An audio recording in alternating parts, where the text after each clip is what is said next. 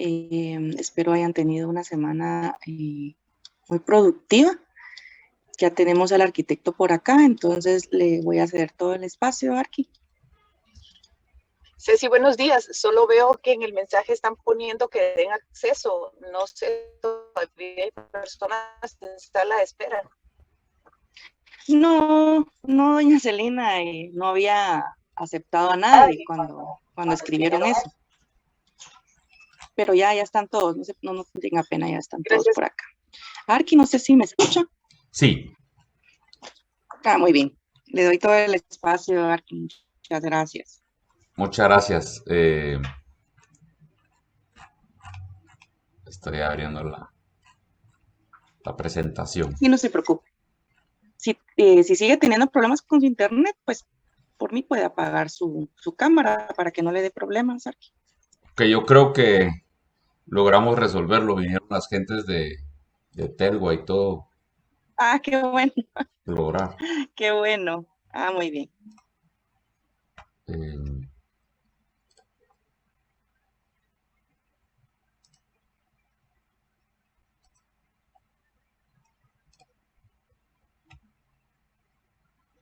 Ok, entonces estábamos viendo proyectos claves, ¿verdad? De transformadores de ciudad. Eh,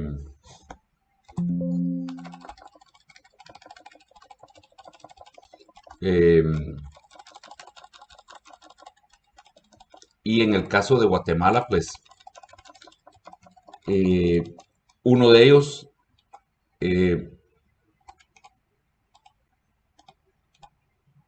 estábamos viendo esto de la Real Sur, que se convirtió, digamos, en el proyecto de la VAS, ¿verdad? Otra vez, ¿verdad? Ustedes ven esos proyectos que realmente le crean un impacto a la ciudad, pero es un impacto para mí. Todos los proyectos que tienen que ver con infraestructura para vehículos es tirar el dinero, ¿verdad? Entonces la VAS es una oportunidad de negocio de inversionistas, de construir carreteras que el Estado no construye, ¿verdad? Entonces yo coloco mi dinero construyendo carreteras y cobro un peaje. Y entonces es como colocar su dinero a plazo fijo a un bonito rendimiento, ¿verdad? Entonces hay bastante dinero privado en Guatemala que está buscando oportunidades de ser invertido. Y eh, pues el sector privado quiere desarrollar el país porque el país lo necesita y son excelentes oportunidades para invertir el dinero.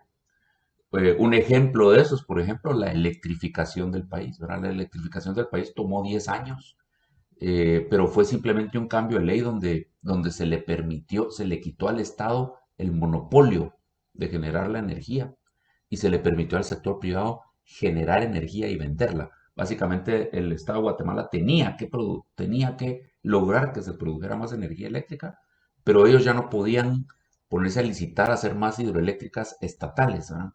Entonces decidieron, nosotros podemos, con el impuesto del guatemalteco, podemos comprar energía a ciertos precios garantizados durante tanto tiempo eh, para que otro la genere y nosotros la compramos para poderla repartir por el país. Y entonces eh, fue una excelente oportunidad para ponerse a hacer hidroeléctricas privadas porque al precio garantizado al que se lo compraban a uno por los futuros 10 años, requete se pagaba la hidroeléctrica, ¿verdad? Entonces la gente se puso a hacer hidroeléctricas, parques solares, parques eólicos, ¿verdad? Eh, y Guatemala pasó de ser un país que tenía un déficit de electricidad a un país que produce el doble de la electricidad que necesita y que vende, exporta electricidad al sur de México y a Centroamérica, ¿verdad? Entonces, lo mismo se puede hacer con las carreteras, lo mismo se puede hacer con aeropuertos, lo mismo se puede hacer con puertos marítimos, ¿verdad? En el momento en que se empiezan a abrir las puertas para que el Estado le pague al sector privado o a cualquiera que quiera invertir en desarrollar infraestructura y el Estado ya no sea el que la tenga que hacer, sino que solo el que gestiona que exista, ¿verdad? Entonces, se abren oportunidades, pero digamos de momento y lo mismo se puede hacer con carreteras. Hay una ley ahí que se llama la Ley de Infraestructura, que es básicamente un traspaso de la ley de electrificación, pero a la construcción de carreteras. Y simplemente lo que dice es ya no es el gobierno el que va a hacer las carreteras. Ya no va a ser el Ministerio de Comunicaciones el encargado de licitar que le construyan tramos de carreteras, sino que el Estado lo único que va a hacer es ver que existan carreteras. Entonces le va a pagar por 10 años al que se gane la licitación y la concesión, le va a pagar durante 10 años X cantidad al año porque exista una carretera de aquí a Quetzaltenango, digamos. Entonces se licita, ¿verdad? Y entonces el que haga la mejor oferta de por cuánto al año la pueden mantener perfecta, bien pintada, señalizada, entonces recibe tanto al año. Y entonces eso se puede pagar con los impuestos de los combustibles. Solo cogiendo la bolsa de los impuestos de los combustibles se pueden pagar las carreteras que el país necesita. Pero lo que pasa es que el gobierno no es capaz de ejecutarlas. El aparato burocrático es demasiado complicado. Y yo se los digo, yo fui viceministro de Patrimonio durante un año. Es la única vez que he estado en el sector público.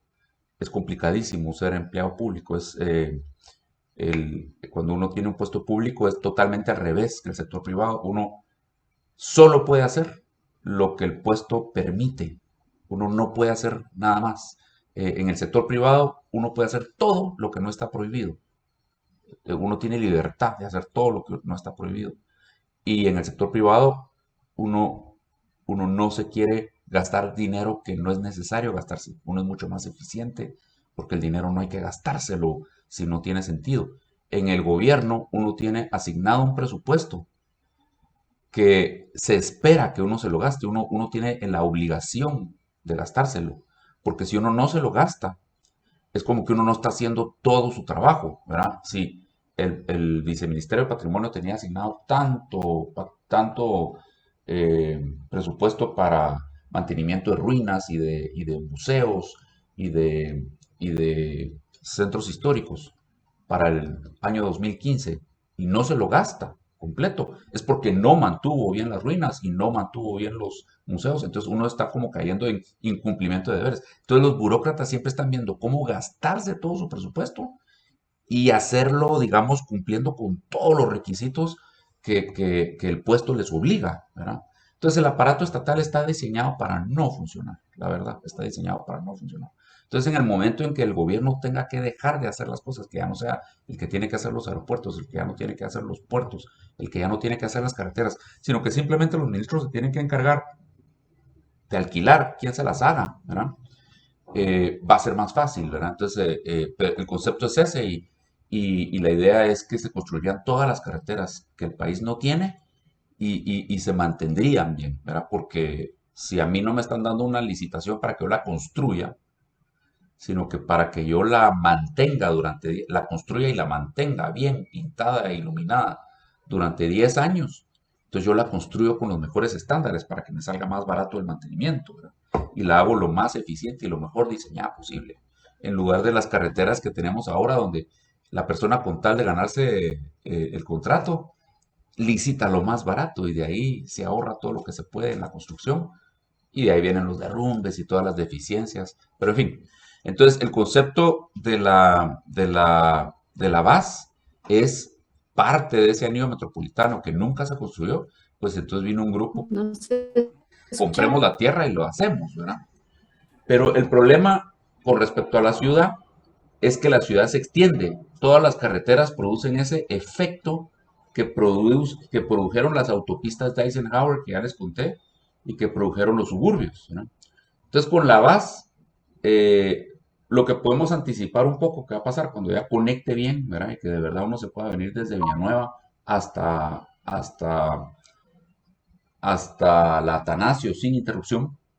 eh, Probablemente van a haber más proyectos de vivienda en Villanueva, ¿verdad? Y la ciudad más población se va a ir a vivir a los municipios externos, ¿verdad? Y más tráfico va a tener que venir en carro y más tráfico eventualmente se va a causar en la Atanasio, ¿verdad? Y van a estar más saturadas la Montúfar y la zona 10, y, en fin, o sea, ¿me entienden? El problema se empeora. Cada vez que hacemos infraestructura para carro, el uso del suelo se distorsiona y empezamos a usar mal el suelo, ¿verdad? Entonces, eh, ese es un poquito el concepto, ¿verdad? Esa es la bendita base. El otro proyecto transformador de ciudad, el cual sí es bien interesante, bien importante, es el famoso Transmetro, ¿verdad? El Bus Rapid Transit. Esto ya lo habíamos visto, el plan maestro del Transmetro, ¿verdad? Cuando nos podamos ir a toda la ciudad, a todo el municipio de Guatemala, ¿verdad? Solo para hacerles aquí, orientarlos, digamos. Vamos a ver, esta es Vista Hermosa, lo voy a poner en rojo. Esta es Vista Hermosa. Acá está Cayalá, ¿verdad? O sea, aquí se va uno de Vista Hermosa a Cayalá. Acá van para el Pulté, ¿verdad? El Pulté Golf, digamos, está por aquí, que es lo más lejano que podemos pensar ahorita en la ciudad. Son las 7. Pero imagínense, casi que podríamos irnos al Pulté Golf en Transmetro, ¿verdad? Según este plan maestro. El día que esté hecho, pues será interesante, ¿verdad? Vamos a poder pasar de este problema a esta situación, ¿verdad? En vez de estar atorados todos en Vista Hermosa, cada quien en su carro, a lo mejor vamos a ir muy contentos, igual que en Londres, en un lindo Transmetro, ¿verdad? Marca Mercedes-Benz, ¿por qué no? O Volvo. Entonces, la línea sur del Transmetro fue la primera que se hizo, ¿verdad? El Segma, todas las estaciones del Transmetro de la línea sur. Y el otro proyecto modificador de ciudad, bien interesante, el POT, ¿verdad? El Plan de Ordenamiento Territorial. Y esta imagen de G5 a G0, que muchos de ustedes ya saben de lo que se trata y otros pues ya recibirán su primera clase de lo que es el POT aquí en el diplomado, en manos de otro profesor. Se recordarán de cuando les enseñé la foto del transecto urbano, de ir de lo más urbano a lo rural, ¿verdad? Que es la idea de cambiar la zonificación del grupo neourbanista de arquitectos, ¿verdad? De convencer a los condados estadounidenses que tenían esas zonificaciones que decían todas aquellas hectáreas son exclusivamente residenciales, todas aquellas hectáreas de por allá son exclusivamente comerciales, todas aquellas hectáreas de por allá son para hacer un parque de oficinas, ¿verdad? Allá solo se pueden hacer apartamentos, aquí solo se pueden hacer casas. Ese es el tipo de zonificación que se usó en Estados Unidos, que se usa bastante todavía, desgraciadamente, pero se puso de moda después de la Segunda Guerra Mundial, en la época de Eisenhower y de las autopistas y del suburbio, ¿verdad? Y produjeron ese urbanismo americano tan desabrido, tan antihumano, tan antiecológico, tan antieconómico, tan antisocial, ¿verdad? Que segrega todos los usos del suelo y separa todos los usos del suelo, y que viene de las ideas de Ebenezer Howard, ¿se acuerdan? El de las ciudades redondas. Él fue el primero que habló de bajarle la densidad a la ciudad y de separar los usos. Lo hizo para tratar de reparar los problemas que la revolución industrial le causó a las ciudades que el hombre había hecho durante 12.000 años, ¿verdad? Es decir, Londres se arruinó bastante con la revolución industrial, Nueva York se arruinó bastante con la revolución industrial, se ensuciaron, se llenaron de maras, hubo muchos problemas sociales, mucha contaminación. Acuérdense que la revolución industrial trajo a la población muy rápido del campo a la ciudad en busca de oportunidades de ganar más dinero en la ciudad. Y es cuando empezó esa migración del campo a la ciudad, y las ciudades que siempre habían sido muy humanas se empezaron a volver muy problemáticas, ¿verdad? Y muy sucias. Entonces, para tratar de evitar eso, a Ebenezer Howard lo que se le ocurrió que era el remedio era bajarle la densidad a la ciudad, usar más territorio, repartirse más por el territorio y separar los usos, ¿verdad? Dejar la industria por allá, acá que sea exclusivamente residencial y tranquilo, allá que esté el comercio, por allá que estén los gobiernos, digamos, el centro cívico, por allá que esté los museos, ¿verdad? por allá que estén los campuses universitarios, y empezaron a separar los usos del suelo. Y ese urbanismo se cuajó después de la Segunda Guerra Mundial, que los Estados Unidos empezó a construir todas esas autopistas y entonces permitía esparcirse más y permitía viajar más distancia con automóvil, ¿no? Entonces empezó el urbanismo americano del suburbio y de la separación de usos, pero no funcionó, no funcionó. Son mucho mejores las ciudades apretadas, las ciudades de uso mixto. Simplemente hay que manejar las Se externalidades escucha negativas. entrecortado. Simplemente hay que componer las externalidades negativas que Arquitecto, tienen. lo perdimos un momento. Pues les decía que el urbanismo de separar los usos no funcionó. El urbanismo de separar los usos en Estados Unidos ha sido un fracaso total. Es un urbanismo en que se necesita el automóvil. Es un urbanismo que colapsa con el tráfico. Es un urbanismo que solo la gente que tiene dinero y edad para tener un automóvil pueden vivir en esas ciudades. Todos los niños, todos los viejitos, todos los pobres necesitan conseguir quien los lleve en carro, ¿verdad? Y pagan un alto costo por vivir en esas ciudades que dependen del automóvil. A nosotros, desgraciadamente, esa es la ciudad que conocemos, esa es la ciudad que nos enseñaron, esa es la ciudad en la que nos tocó vivir, porque nos tocó crecer en la era de ese tipo de ciudad. Pero tenemos que entender que son las peores ciudades que el hombre ha hecho en la historia de la humanidad, ¿verdad? Son mucho mejores las ciudades europeas, las ciudades de uso mixto, las ciudades más densas, donde todo se puede hacer a pie. La gente no quiere tener carro. En el continente de América, de toda América, desde Canadá hasta la Patagonia, acuérdense que es un continente joven, es el nuevo mundo. Tenemos como mucho unos 400 años de historia, ¿verdad? Desde que los europeos empezaron a venir para acá. Europa tiene 5.000 años de historia.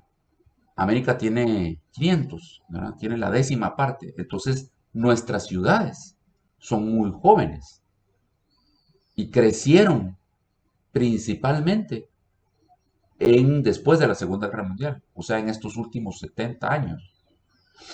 Entonces crecieron usando ese urbanismo del automóvil. No crecieron bien.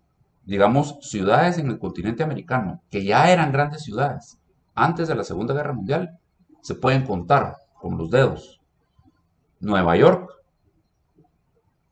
la parte central de Chicago, San Francisco, Boston, Washington DC, Filadelfia.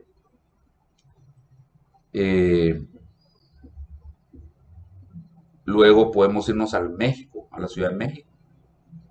Luego Sao Paulo. Luego Buenos Aires, ¿verdad? Pero de ahí todas las ciudades, todas las demás ciudades de América, son ciudades suburbanas, son ciudades que dependen del carro, son ciudades que se diseñaron para el carro. En el caso de Guatemala, para la Segunda Guerra Mundial, Guatemala era la zona 1, que es como decir la antigua Guatemala, de ese tamaño era cuando se terminó la Segunda Guerra Mundial. Y la Guatemala que ustedes ven hoy creció del final de los años 40 para acá, ¿verdad? O sea, creció en los últimos 80 años, ¿verdad? Mi mamá tiene 88 años, está nítida, gracias a Dios. Toco madera ahí que nos dure bastante tiempo. Ella jugó a los 8 años en bicicleta en una calle de tierra, que es donde está el Burger King frente a la Municipalidad de Guatemala. Esa calle que va, digamos, hacia el Mercado del Sur, hacia el Mercado de la Mate, esa diagonal, digamos, frente a la Plaza Italia, frente a la Municipalidad de Guatemala, que es el principio, digamos, del centro cívico y el final de la zona 1. Esa calle era de tierra y ahí ella montó bicicleta, aprendió a montar bicicleta a los 8 años, bicicleta de gente grande, se metía entre el triángulo de la bicicleta y ahí pedaleaba y agarraba el timón por arriba. La ciudad ahí se terminaba. Esa calle era de tierra hace 80 años. Y ahorita llega casi a Palín la ciudad. Llega al kilómetro 30 y pico de carretera de Salvador. se hizo todo, primero se empezaron a hacer todos los chalets de la zona 9 y 10, todo Tivoli y todo Santa Clara eran suburbios, eran extensiones solo residenciales de la zona 1, ¿verdad? Pero ya quedaban muy lejos de la zona 1, entonces había que empezar a usar el carro para venirse a vivir a los suburbios de aquí de Tivoli, de la Aurora, ¿verdad? Y ir a trabajar a la zona 1. Y eso empieza a destruir la ciudad, porque es cuando empieza a comercializarse la zona 1 y empieza a necesitarse espacio de estacionamiento en la zona 1, porque todo es en carro, ¿no? Y entonces empiezan a demoler casas patrimoniales en la zona 1 para hacer parqueos y se destruye la zona 1 por la instalación de suburbios residenciales, ¿verdad? Entonces ahí es donde empezamos a utilizar mal el suelo. Y empezamos a utilizar mal el suelo porque metimos el carro en la ecuación y porque dijimos, como hay carro, entonces ya nos podemos ir a vivir lejos, a un lugar tranquilo, en las afueras, y podemos venir en carro a la ciudad solo a trabajar. Y ese es el principal error, ¿verdad? El hombre nunca tuvo carro en 12.000 años de historia de estar haciendo ciudades. Nunca tuvo carro, entonces nunca las hizo así. Siempre las hizo del tamaño de la antigua, del tamaño de la zona 1, y ahí puso todos los productos inmobiliarios para poderlos alcanzar a pie, ¿verdad? Entonces lo que se hacía antes era que se hacía una ciudad que llegaba a un tamaño máximo lógico, digamos un tamaño adulto, que es la zona 1, y cuando esa ya se había llenado, se debió haber fundado otra ciudad, que por ejemplo en el caso de la antigua sí existía esa genética de reproducción. Crecían las ciudades como crece todo en la naturaleza. Todo en la naturaleza crece hasta alcanzar un tamaño adulto y deja de crecer. Y cuando deja de crecer empieza a multiplicarse. Entonces, no sé, una hoja, un elefante, una ballena, un roble, un quetzal, una persona, una célula, todo en la naturaleza crece hasta alcanzar un tamaño adulto y deja de crecer y empieza a multiplicarse. Y así crecían las ciudades, como eran en relación al tamaño del cuerpo humano, y el cuerpo humano llega a tener un tamaño adulto. La ciudad también llegaba a tener un tamaño adulto, lógico para ese tamaño del cuerpo humano. Y cuando se llenaba, se fundaba otra. Y ahí ustedes ven en la Antigua, Jocotenango, Pastores, Santa Ana, San Felipe, San Pedro las Huertas, San eh, Ciudad Vieja. Ustedes ven que cada uno tiene su placita central, su iglesita, así como el cuerpo humano, toda reproducción viene con su boquita, sus ojitos, sus bracitos. Las ciudades venían con su placita central, su iglesita, todas sus partes, ¿va? Entonces se reproducían las ciudades y así creció París, así creció Roma, así creció Londres, así creció Madrid. A Madrid nunca se le murió la zona 1 en su proceso de crecimiento, nunca se le arruinó ningún sector a Roma. En 5.000 años de historia nunca se deprimió un sector urbano, ¿verdad? Nunca le pasó lo que le pasó a la zona 9, imagínense. Yo crecí en la zona 9 en los años 80 y era residencial bien chilero, yo me iba a pie al colegio, a la prepa que quedaba por la Torre del Reformador. Yo viví mi juventud en la zona 9 y me iba a la zona 13, ahí a la CREP en las tardes, a Escribona en las Américas, a cantinear, ¿verdad? Vivía en la calle, todavía vivía en la calle, en esta parte de la ciudad. Pero ahora es Barrio Rojo, la zona 9, ¿verdad? Se ha vuelto lugar de bares y de moteles y de noche. Ahí están eh, haciendo negocio en las calles, ¿verdad? Es decir, un total desperdicio de un sector de la ciudad que tiene un lindo urbanismo, que tiene la calle Montúfar, que tiene la Plaza de España, que tiene la Sexta Séptima Avenida, que tiene la Octava Calle al lado del Parque Industria. Eh, eh, Subutilizada la zona 9, miren la reforma de la zona 9, miren ahí por atrás del Dorado, del Hotel El Dorado, ¿verdad? Todos esos terrenos que le pertenecen al Dorado, que dan a la reforma, ¿verdad? Nunca han sido construidos, siempre han tenido galeras y ahora ni techo tienen, ¿verdad? Y se usan de parqueo. En fin, hay un desperdicio del territorio central, una oportunidad lindísima de volver todo esto un Buenos Aires, de volverlo uso mixto, ¿verdad? Denso, de volverlo un Madrid. Y entonces viene el POT, ¿verdad? El POT dice, inspirado en la nueva o la desunificación que plantean los, eh, los neourbanistas gringos, que dicen ya no debes unificarse, ya no debes unificarse en grandes hectáreas de un solo uso. Debes unificarse de una forma mucho más quirúrgica, digamos. Debes unificarse de una forma mucho más detalladita. Eh, voy a, espérense, voy a buscar la imagen que realmente debiéramos estar viendo, que es la que plantean los neourbanistas, ¿verdad? Para hablar del tema, para que ustedes la puedan comparar con, con el POT, ¿verdad? Y ya van a entender el POT. Lo que ellos plantean es esto. Este es el transecto urbano, ¿verdad? Entonces, básicamente dicen que es como la capa de la cebolla, ¿verdad? Y entonces, los edificios, tiene que haber una parte central o urbana en el corazón de la ciudad y tiene que haber las afueras de la ciudad.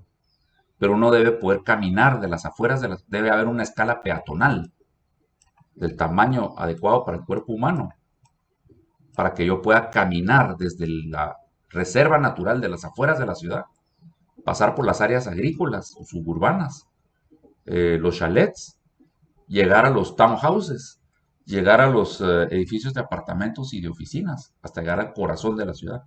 O sea que del borde exterior de la ciudad al corazón de la ciudad yo debiera poder caminar. Ustedes pueden caminar de la orilla de la antigua Guatemala, a las afueras de la antigua Guatemala. Pueden caminar a la plaza central de la antigua Guatemala, tiene escala peatonal.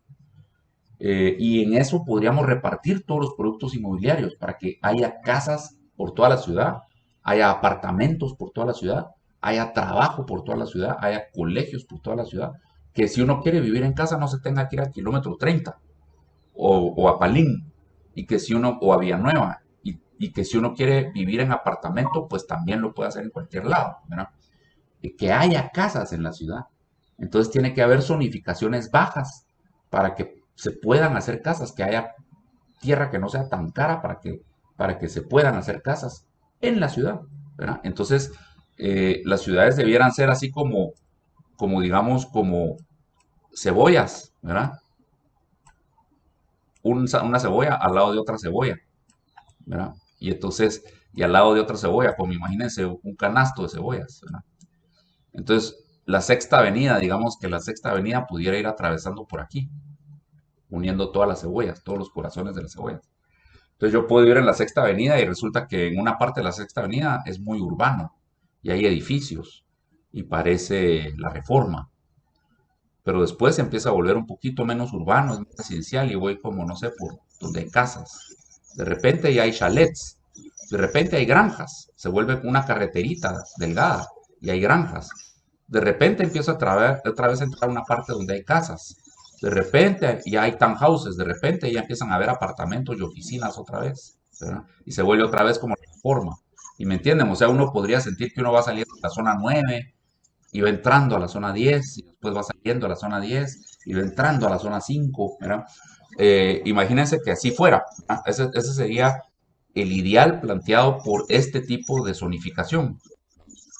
Entonces imagínense que ustedes aquí están en la diagonal 6 y es la parte más densa a los lados de la diagonal 6 y aquí están en el fondo del barranco entre Oakland y Vistahermosa, digamos. Entonces ustedes se pueden ir de la reserva natural del barranco de Oakland a la diagonal 6 a pie. Y entonces, ¿qué dice esta zonificación? Dice que esta manzana, la que colinda con la diagonal 6 y colinda con la primera calle, digamos, adentro de Oakland. Entonces resulta que la mitad de la manzana se zonifica para edificios que den a la diagonal 6. Pero a espaldas de esos edificios, viendo hacia la primera calle, que fuera la primera calle adentro de Oakland, digamos, ya hay townhouses. Estos son townhouses, ¿eh? Entonces aquí están, aquí están los edificios en sección y aquí están los townhouses con su garage en la parte de atrás para que no tengan el garage enfrente, ¿verdad? Y entonces hay un callejón trasero en la parte en medio para que entren los garages a la parte de atrás, aquí, ¿verdad? Entonces la primera calle, cuando uno ya está entrando a Oakland, cambia de carácter y tiene townhouses a ambos lados, ¿no? Y es linda la calle porque es simétrica, tienen el mismo producto a ambos lados. Entonces la zonificación no se cambia en la calle, sino se cambia a media cuadra, digamos, espalda con espalda. Luego viene la siguiente cuadra, igual, se cambia la zonificación espalda con espalda. Se cambia la zonificación espalda con espalda. Y entonces resulta que ya hay casas de 2 pisos nada más. Digamos que estas son de 4 pisos, los townhouses. Estas ya son solo de 2 pisos, ¿verdad? Y también, y la calle es un poquito más ancha, ya tiene árboles, ¿verdad? Entonces la siguiente calle, digamos que ya tiene otro carácter. La siguiente calle ya tiene otro carácter. Y después, otra vez a la mitad de la manzana, cambiamos de zonificación. Y entonces la siguiente calle que nos toca, esta ya tiene casas separadas a ambos lados. Y más árboles, digamos que las casas ya se retiraron, ya tienen jardines enfrente, ¿verdad? Entonces ya tienen verde aquí enfrente las casas y la calle, las casas están más lejos y hay más árboles, ¿verdad? Y las casas, de repente, a mitad de la manzana, cambia otra vez la zonificación, ¿verdad? Aquí. Y cuando sentimos, ya llegamos a esta calle que es hasta curva, puras las de Vistahermosa, digamos. Y ya ni banquetas tienen, ya son como caminitos de granjas. Y ahí sí hay chalets, y están todos flotando, ¿verdad? Están todos separados. Entonces, ese es un poco el concepto, que la zonificación se hace de una forma más precisa, más quirúrgica, digamos, más en pequeñas porciones, no en grandes hectáreas. Que un terreno, digamos que un terreno puede estar zonificado para edificio. Y el vecino siguiente ya puede estar zonificado para townhouse, ¿verdad? Y el vecino siguiente, digamos, de uno que está zonificado para townhouse, ya puede estar zonificado para chalet, ¿verdad? Es decir, ¿me entienden? Es decir, que se va cambiando de zonificación y así se van pasando de todas las capas de las cebollas, ¿verdad? De la capa más interna a la cebolla a la capa más externa a la cebolla, y así podemos lograr que haya de todo producto inmobiliario por toda la metrópoli, ¿verdad? Ese es el concepto del transecto de los neurbanistas. Entonces, ahora ya me regreso al POT, ¿verdad? Entonces, eso es lo que el POT pretende hacer. Y está totalmente basado en el transecto de los neurbanistas, solo que aquí en vez de llamarlo, en el transecto de los neurbanistas se llama T de tier o capa, y precisamente habla como que de las capas de la cebolla, ¿verdad? Entonces, habla de las capas más internas a las capas más externas, y por eso se llaman tiers, ¿verdad? Y va de T1 a T6. Cuando hicieron el POT de Guatemala, tuvieron el acierto de llamar las Gs, que se refiere a zonas generales, ¿verdad? Y van de G0 a G5. Es más lógico entender que en G0 no me dejan construir nada, es reserva natural. En G1 es donde me dejan construir muy poquito, ¿verdad? En teoría chalets, ¿verdad? Aquí pone fotos de Guatemala, digamos, como para tratar de expresar el carácter que debería tener un G1, como granjas, y cada una con su casita, ¿verdad?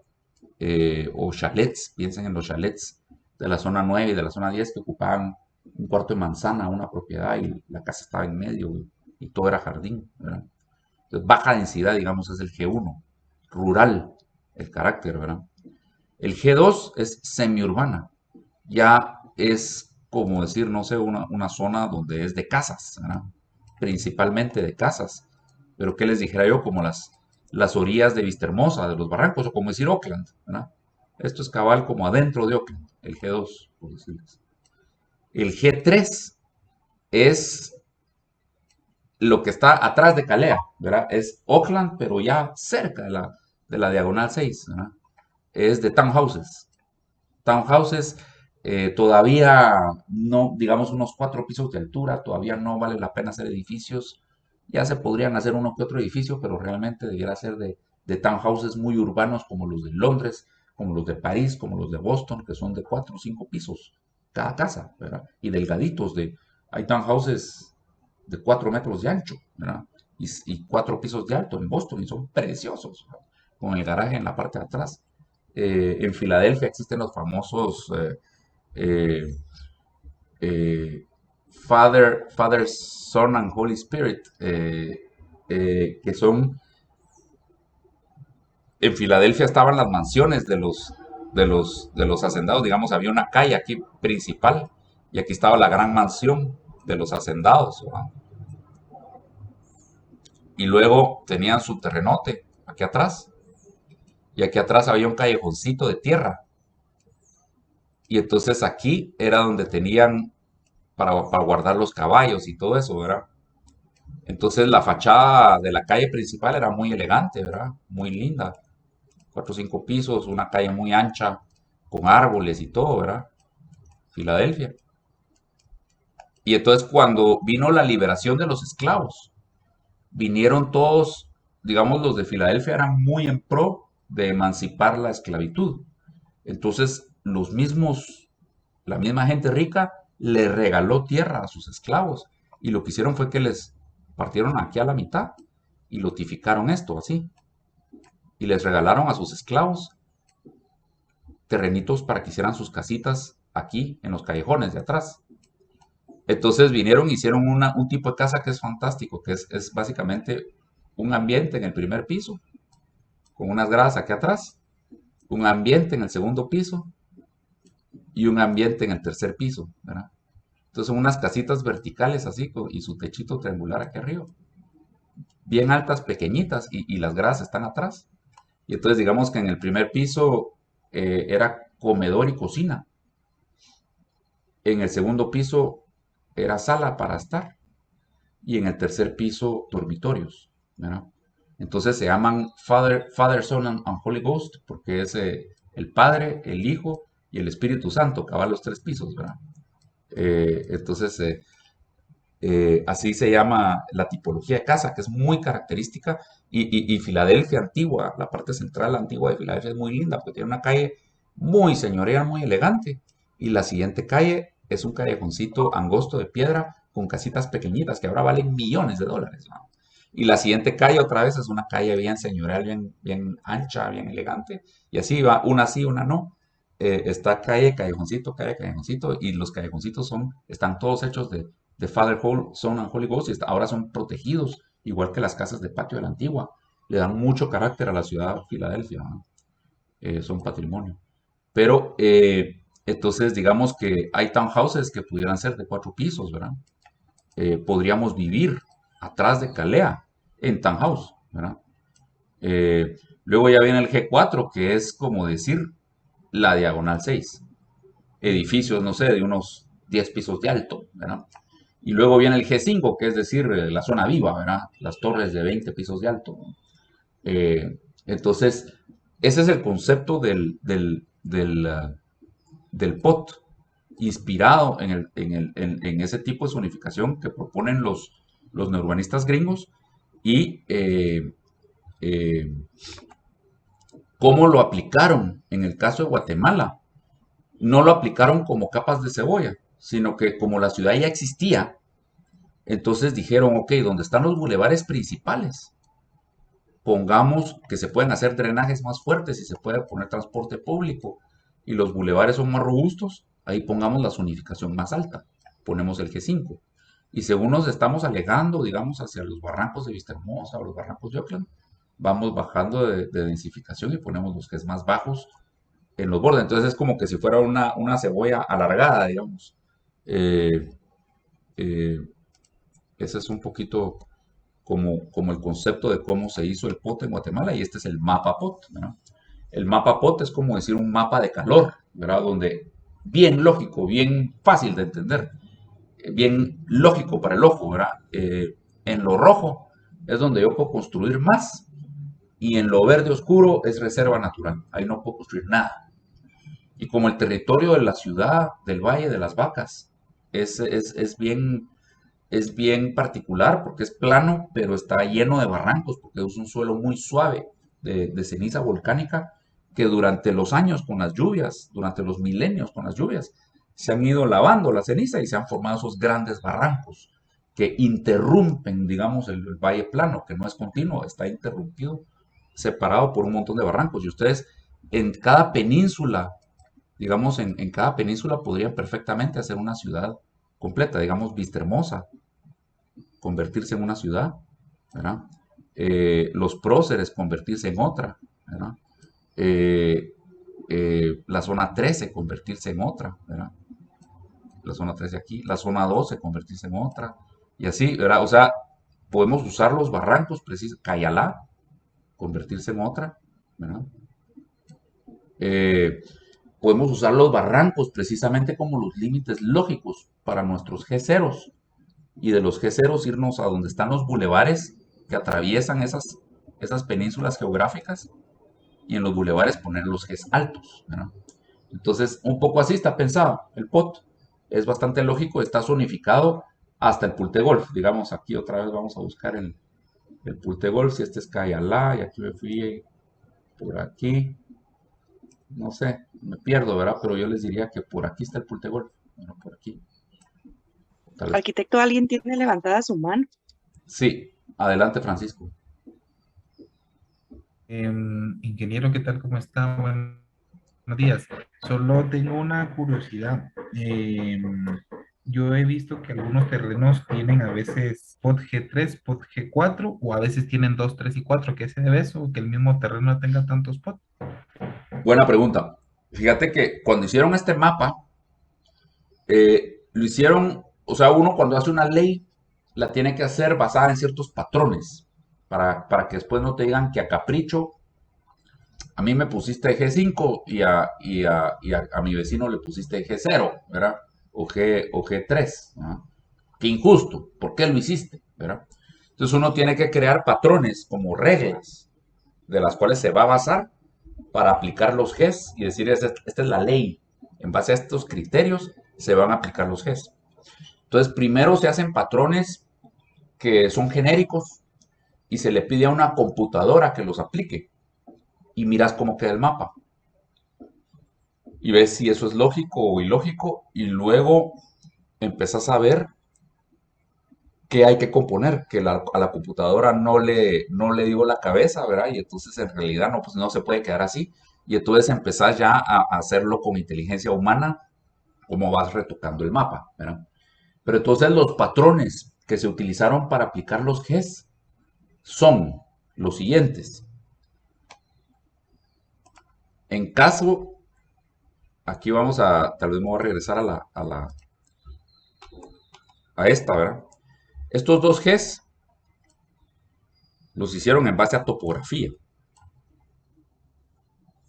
Y estos 3 Gs de acá, o estos 4 Gs, los hicieron en base a la distancia de los bulevares principales, ¿verdad? Entonces, a cuánto te alejas de un bulevar principal, eso es lo que te va bajando el G. Y estos Gs los hicieron en base a pendiente, a topografía.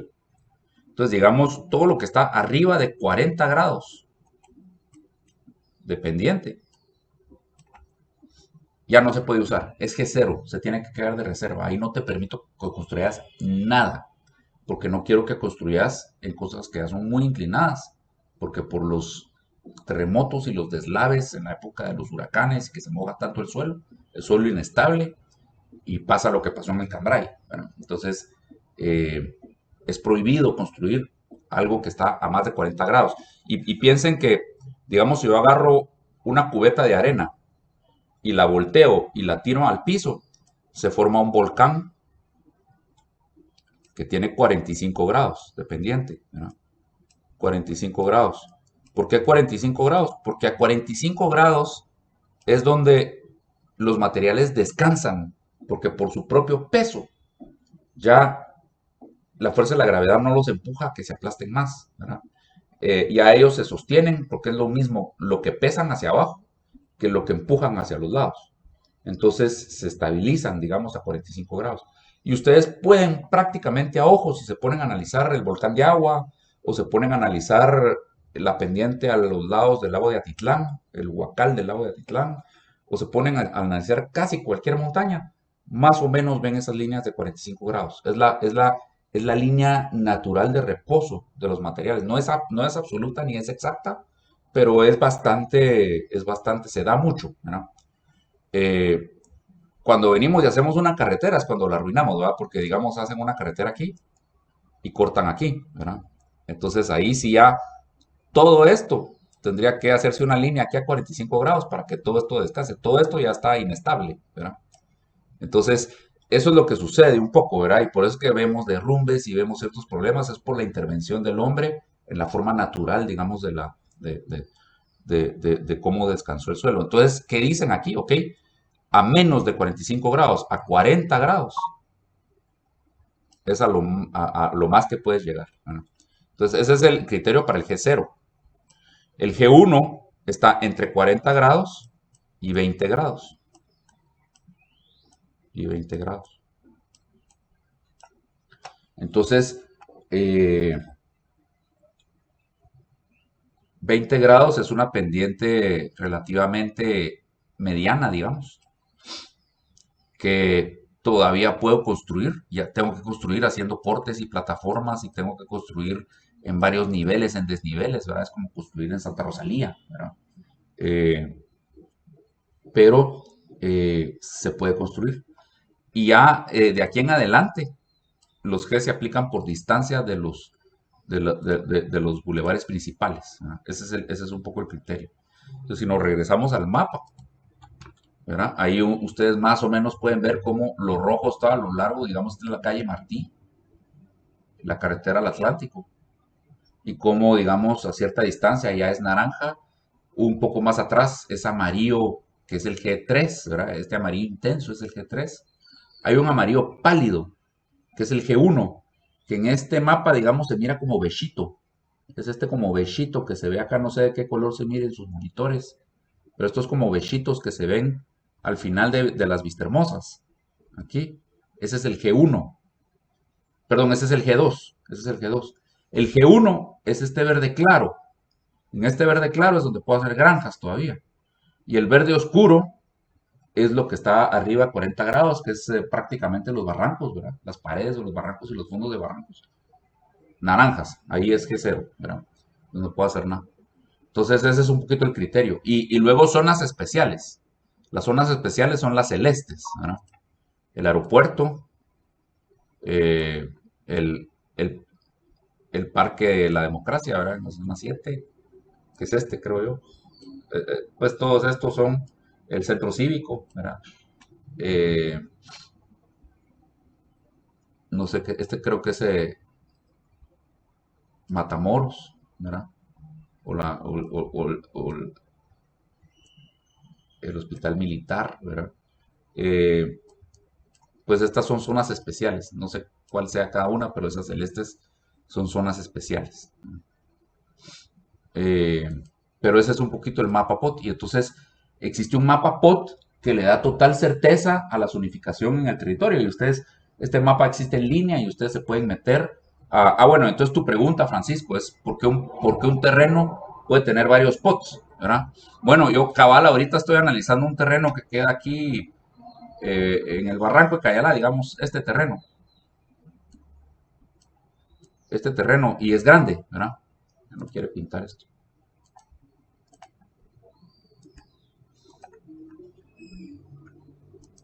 Y es un terreno grande, entonces resulta que sí, o estoy analizando un terreno que queda aquí en Carretera del Atlántico, ¿verdad?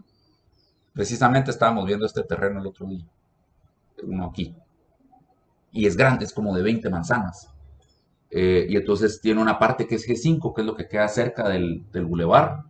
Lo de más adentro es naranja, es G4, ¿verdad? Pero llega a tener G0 porque tiene una parte que da al barranco, ¿verdad? Entonces tiene todos los Gs. Creo que el único que no le cae es G2, ¿verdad? De G3 se brinca de una vez al G0. No tiene ni G2 ni G1. Eh, eh, pero tiene tres diferentes zonificaciones por la ubicación que le tocó y el tamaño que tiene. Y entonces uno tiene que bajar la imagen que sale en el mapa POT. Yo las meto en AutoCAD. Digamos que tengo el terreno, el plano del terreno en AutoCAD y le meto un screenshot de que saco de la consulta de POT, del mapa POT, y eso me dice que este pedazo es rojo, este pedazo de en medio es verde, ¿verdad? Y esto de aquí es verde oscuro, ya no lo puedo usar. Entonces, cuando diseño el proyecto, tengo que obedecer a lo que me dejan hacer en lo rojo, lo que me dejan hacer en lo amarillo. Lo tengo que distribuir, el master plan del proyecto, según cómo están los diferentes Gs en el terreno, ¿verdad? Pero esa es la razón por la cual algunos terrenos tienen diferentes Gs, ¿verdad? Pero en general, los terrenos que ven ustedes acá en la parte urbana, que son terrenos más pequeños, si ustedes consultan un terreno que está sobre la Avenida Las Américas, digamos, y es un terreno de 30 por 40, probablemente va a tener, lo más probable es que solo tiene un G, ¿verdad?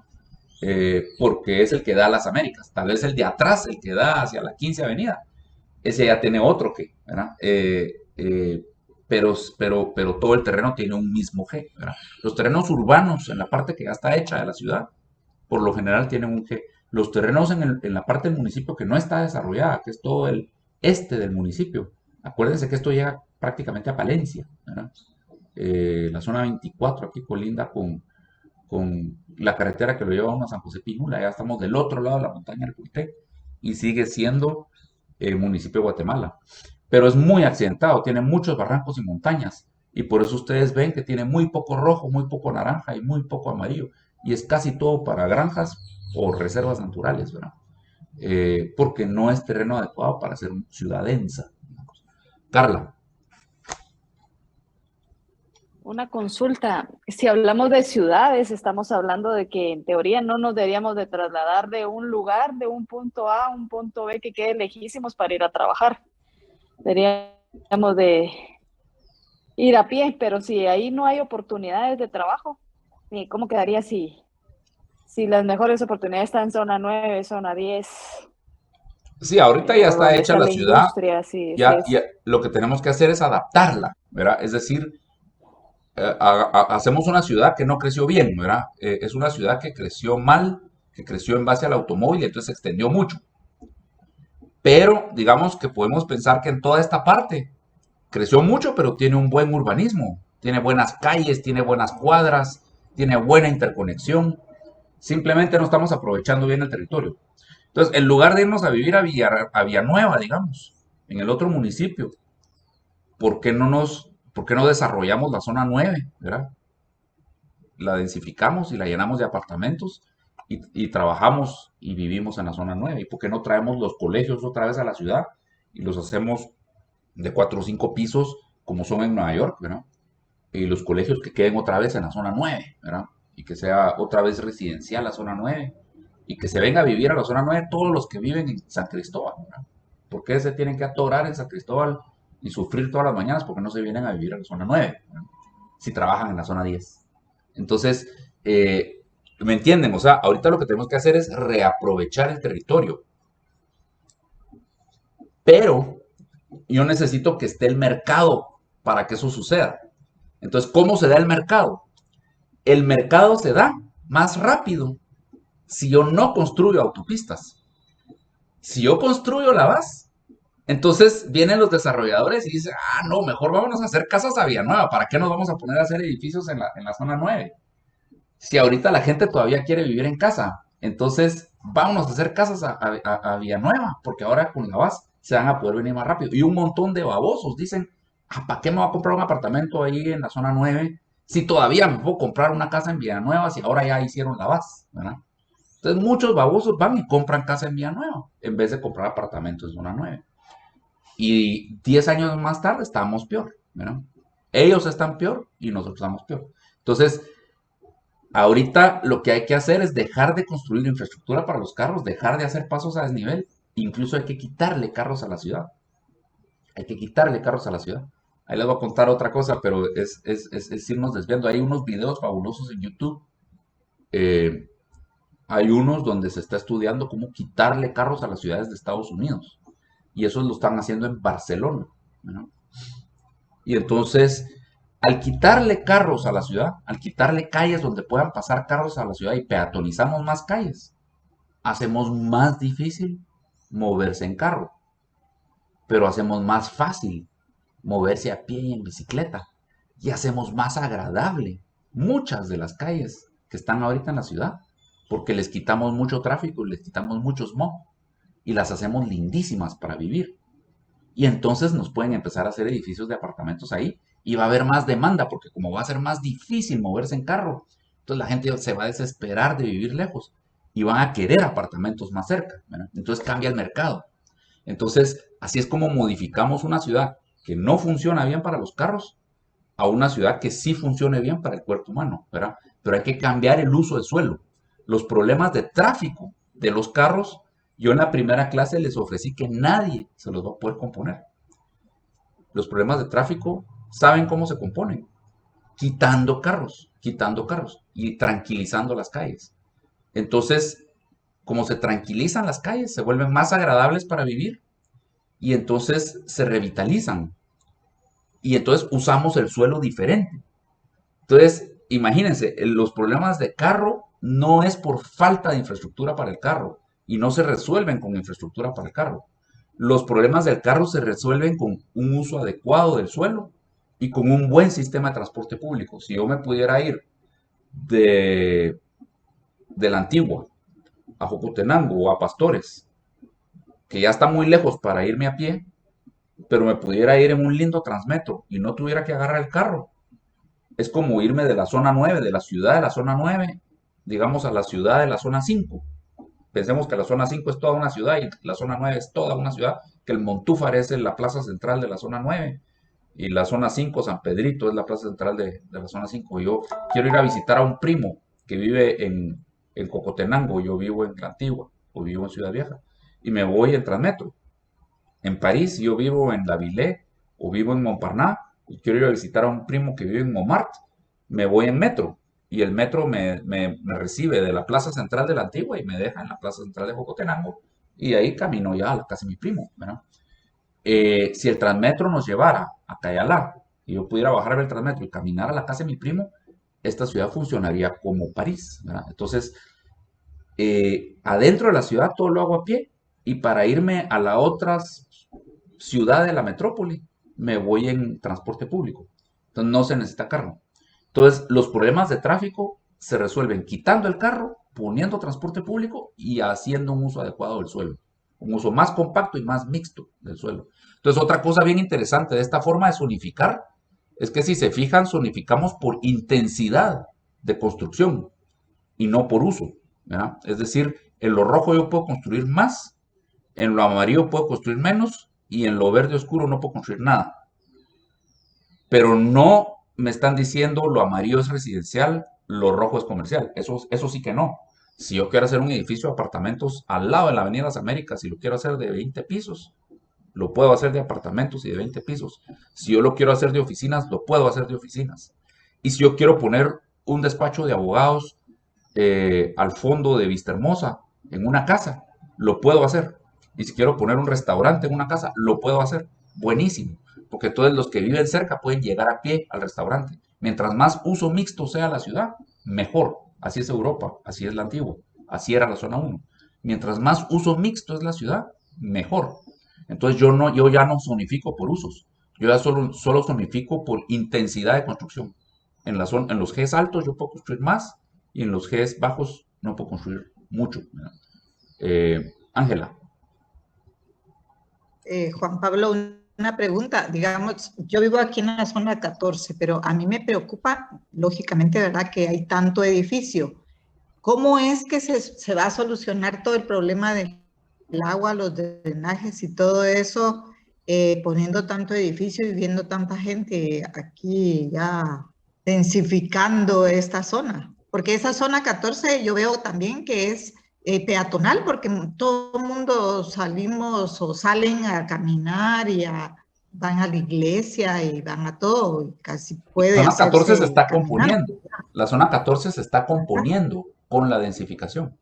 O sea, lo que a usted le preocupa realmente, mírelo, trátelo de ver al revés. Y otra vez voy al dicho aquel que decía Enrique Peñalosa. En el urbanismo la verdad está oculta. Nuestros padres se paraban en la llanura y estaban seguros que el sol le daba la vuelta a la tierra.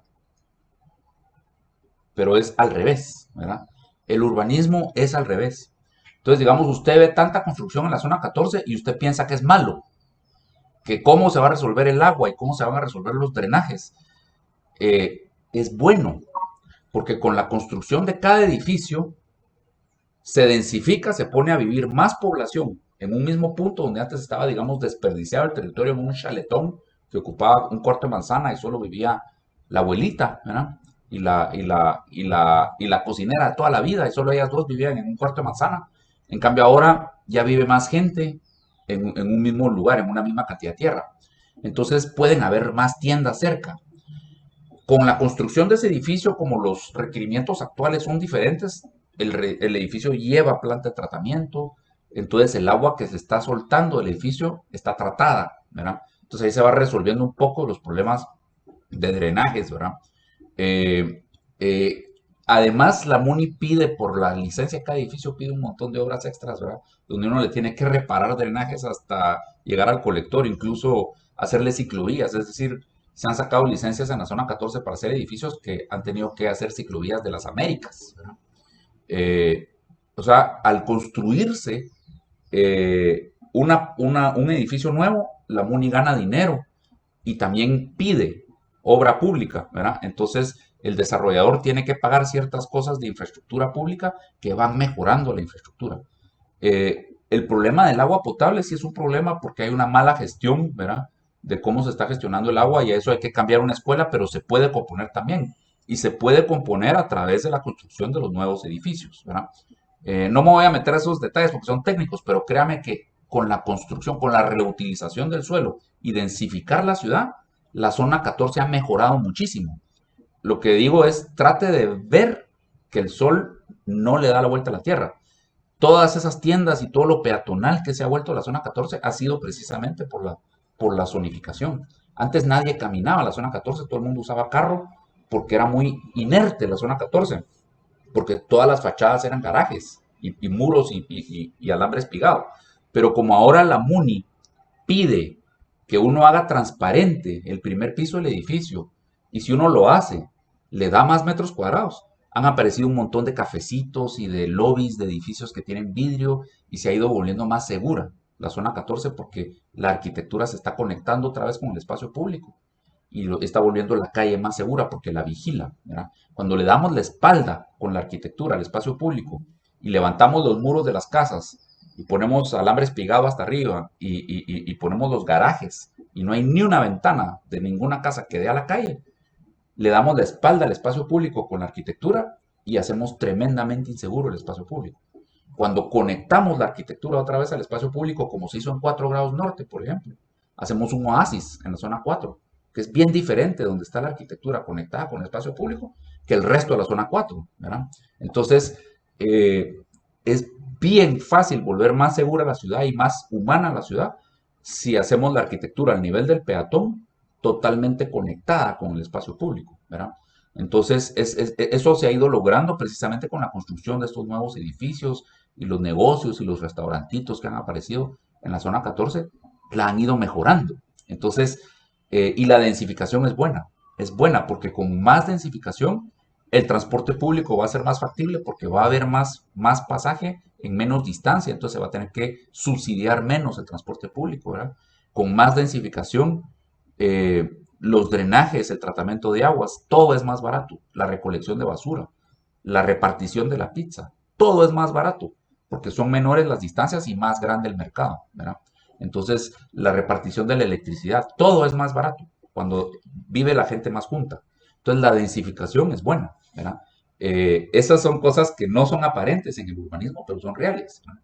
Entonces, dele gracias a Dios que se está llenando de edificios la zona 14 y quédese en la zona 14 mientras se llena de edificios porque usted la va a ver mejorar, ¿verdad?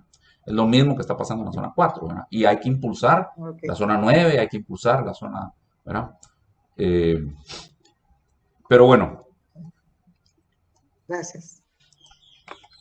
Aquí está, digamos, cómo se maneja entonces el POT, ¿verdad? El POT es lo que se llama un Form-Based Code. Eso es lo que plantearon los neururbanistas en, ¿cómo se llama? En Estados Unidos con el transecto urbano que les enseñé. Que fuera un Form-Based Code, ¿verdad? Que básicamente que es un código que no regula el uso del suelo, sino que regula la forma de los edificios, que es lo que más nos interesa. Cuando ustedes ven una ciudad bonita, como la Antigua, o como París, el secreto es que tienen una forma consistente sus edificios y su arquitectura. Eso es lo que las hace bonita. Yo veo que la Antigua es toda de un piso y todas son casas de patio. Toda la Antigua está hecha con casas de patio y todas de un piso y desde el estilo colonial. Y eso es lo que le hace Monumento Mundial de la Humanidad de UNESCO, ¿verdad?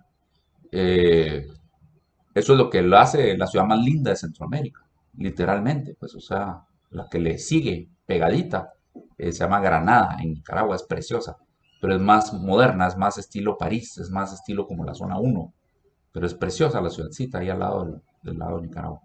Y entonces, pero digamos, la más bonita es la Antigua. Y no lo digo yo, lo dice el mundo, pues, o sea, esa es la cosa que tiene la arquitectura tradicional, es que es bella, pero es objetivamente bella. La arquitectura moderna es fea. La arquitectura moderna no busca la belleza. Entonces ustedes pueden decir, este edificio es chilero, pero no pueden decir es bello, ¿verdad? Entonces, digamos, unos pueden decir, es que ese edificio de Viu Cayalá es chilerísimo. Y otros pueden decir, es espantoso, ¿verdad? Y unos pueden decir, en los años 70, pueden decir que el edificio del Triángulo era chilerísimo, pero en los años 2000 es espantoso porque pasó de moda, ¿verdad? Entonces es lo malo que tiene la arquitectura moderna. La arquitectura moderna ha fracasado por completo porque no produce belleza, solo produce sensacionalismo, ¿verdad? Y pasa de moda. Y es grave cuando le aplicamos la moda al valor de las bienes raíces, ¿verdad? Porque ¿cuánto vale una oficinita ahora en el edificio del Triángulo? ¿Será que se plusvalizó o ya está perdiendo valor, ¿verdad? En cambio, ¿cuánto vale una casa en la Antigua? Que puede ser usada de oficina, o puede ser colegio, o puede ser sanatorio. A mí no me importa el uso. Lo que me importa es que es una casa de patio colonial, ¿verdad? Me importa la forma. Entonces, lo que es más importante regular en la ciudad es la forma de los edificios, no el uso, ¿verdad? Y eso produce mejores ciudades y produce mejor urbanismo. Entonces, eso es lo que es el POT, es un Form-Based Code. No llega a regular el estilo arquitectónico, que eso sería fabuloso. Digamos, en el caso de la Antigua, el Consejo de Conservación sí regula el estilo arquitectónico. Entonces, si yo quiero hacer una casa en la Antigua, la tengo que hacer colonial, es ley, ¿verdad?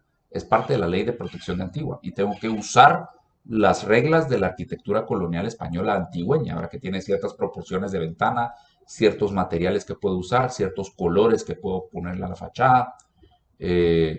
Incluso me obligan a que sea casa de patio.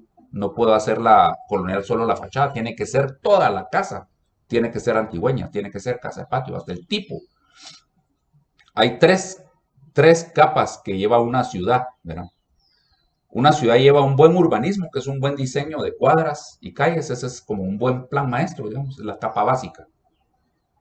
Carretera El Salvador no tiene eso, no tiene ni la capa básica, ¿verdad? No tiene planificación, fue un desarrollo desordenado y por eso es una catástrofe y es un desperdicio de territorio. No tiene ni la capa básica, no es una ciudad.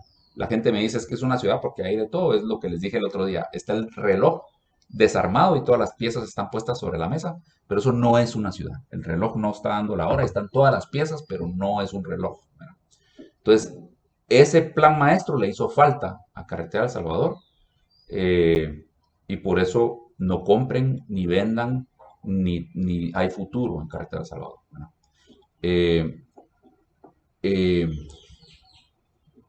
La ciudad de Guatemala sí la tiene, digamos, tiene esa capa básica. La siguiente capa es el tipo de edificio. Ese no es necesario, pero si una ciudad lo tiene, es fabuloso. El caso de la Antigua lo tiene. El tipo de edificio es la casa de patio y el zaguán. Toda la Antigua está hecha de casas de patio. Grandes, pequeñas, medianas, chiquititas, pero todas son casas de 1, 2, 3, 4 patios, ¿verdad? Unos son colegios, otros son hoteles, otros son hospitales, otros son universidades, otros son museos, otros son residencias carísimas, otros son la casita del carpintero, la casita del panadero, la casita del herrero, con la tienda, el taller y la casa en la misma parcela, ¿verdad? Y su patiecito. Entonces, mezcla súper bien clases sociales y usos de suelo, desde residencia de superlujo, vecina al carpintero con su industria ligera, adentro de la misma parcela, pero todo está hecho con casas de patio. Entonces, esa ciudad tiene una buena planificación, y una buena tipología de edificio que es consistente por toda la ciudad, que le da mucho carácter a la ciudad. Y la tercera capa es el estilo arquitectónico. Eso también lo tiene Antigua. Es colonial, es español colonial barroco, antigüeño, que incluso es diferente que el español colonial barroco de la Ciudad de México y es diferente que el colonial barroco de la ciudad de Quito. En el caso de la Antigua es pache y gordito porque es muy sísmico, ¿verdad? Todos los españoles cambiaron las proporciones del barroco colonial y lo hicieron más gordito y más sólido y más de barro y menos de piedra que en Quito y que en España, ¿verdad? Entonces es un estilo colonial particular y único de la Antigua. Y Antigua lo tiene, entonces tiene las tres capas que hacen buena una ciudad, digamos, tiene un buen diseño la ciudad, un buen tipo de edificio que está por toda la ciudad y que le da mucho carácter y mucha personalidad a la ciudad, y un estilo arquitectónico muy bello y consistente en toda la ciudad. Miren, la Antigua no tiene ni un jodido edificio moderno, ni uno, gracias a Dios. Imagínense lo que fuera si a la Antigua le hubieran hecho en los años 70 su edificio de Telgua en el Parque Central, así como lo tiene Shela, digamos, que tiene aquellos edificios de Telgua de concreto con los techos curvos, que eran típicos de las agencias de Telgua cuando era digamos, como decir telégrafos o decir el correo. Era nacional, la empresa de teléfonos nacionales, y todos los edificios de Telgua eran como edificios cívicos, digamos. Entonces los hacían, y en Shela está el Parque Central de Shela, muy lindo, pero del lado frente a la catedral hay un edificio moderno de los años 70, espantoso, ¿verdad? En el Parque Central. En Sololá hay una agencia de Telgua que también es un gol espantoso en el pueblito Sololá, ¿verdad? Entonces, imagínense que a la Antigua hubieran construido un desastre de edificio moderno en el Parque Central o en el Tanque La Unión, hubiera un edificio ahí de vidrio y de espejo, digamos. Lo terrible que fuera, ¿verdad? La Antigua tiene esa magia, que no tiene un pendejo edificio moderno, ¿verdad? Con arquitectura moderna no se puede hacer una ciudad bella.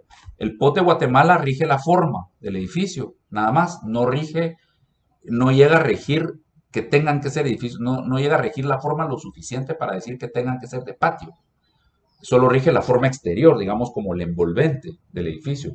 Me dice qué tan alto lo puedo hacer, qué tanto me tengo que alinear al límite de la propiedad o cuánto me puedo separar, cuánto me tengo que separar del vecino de atrás y cuánto me tengo que separar de los vecinos laterales.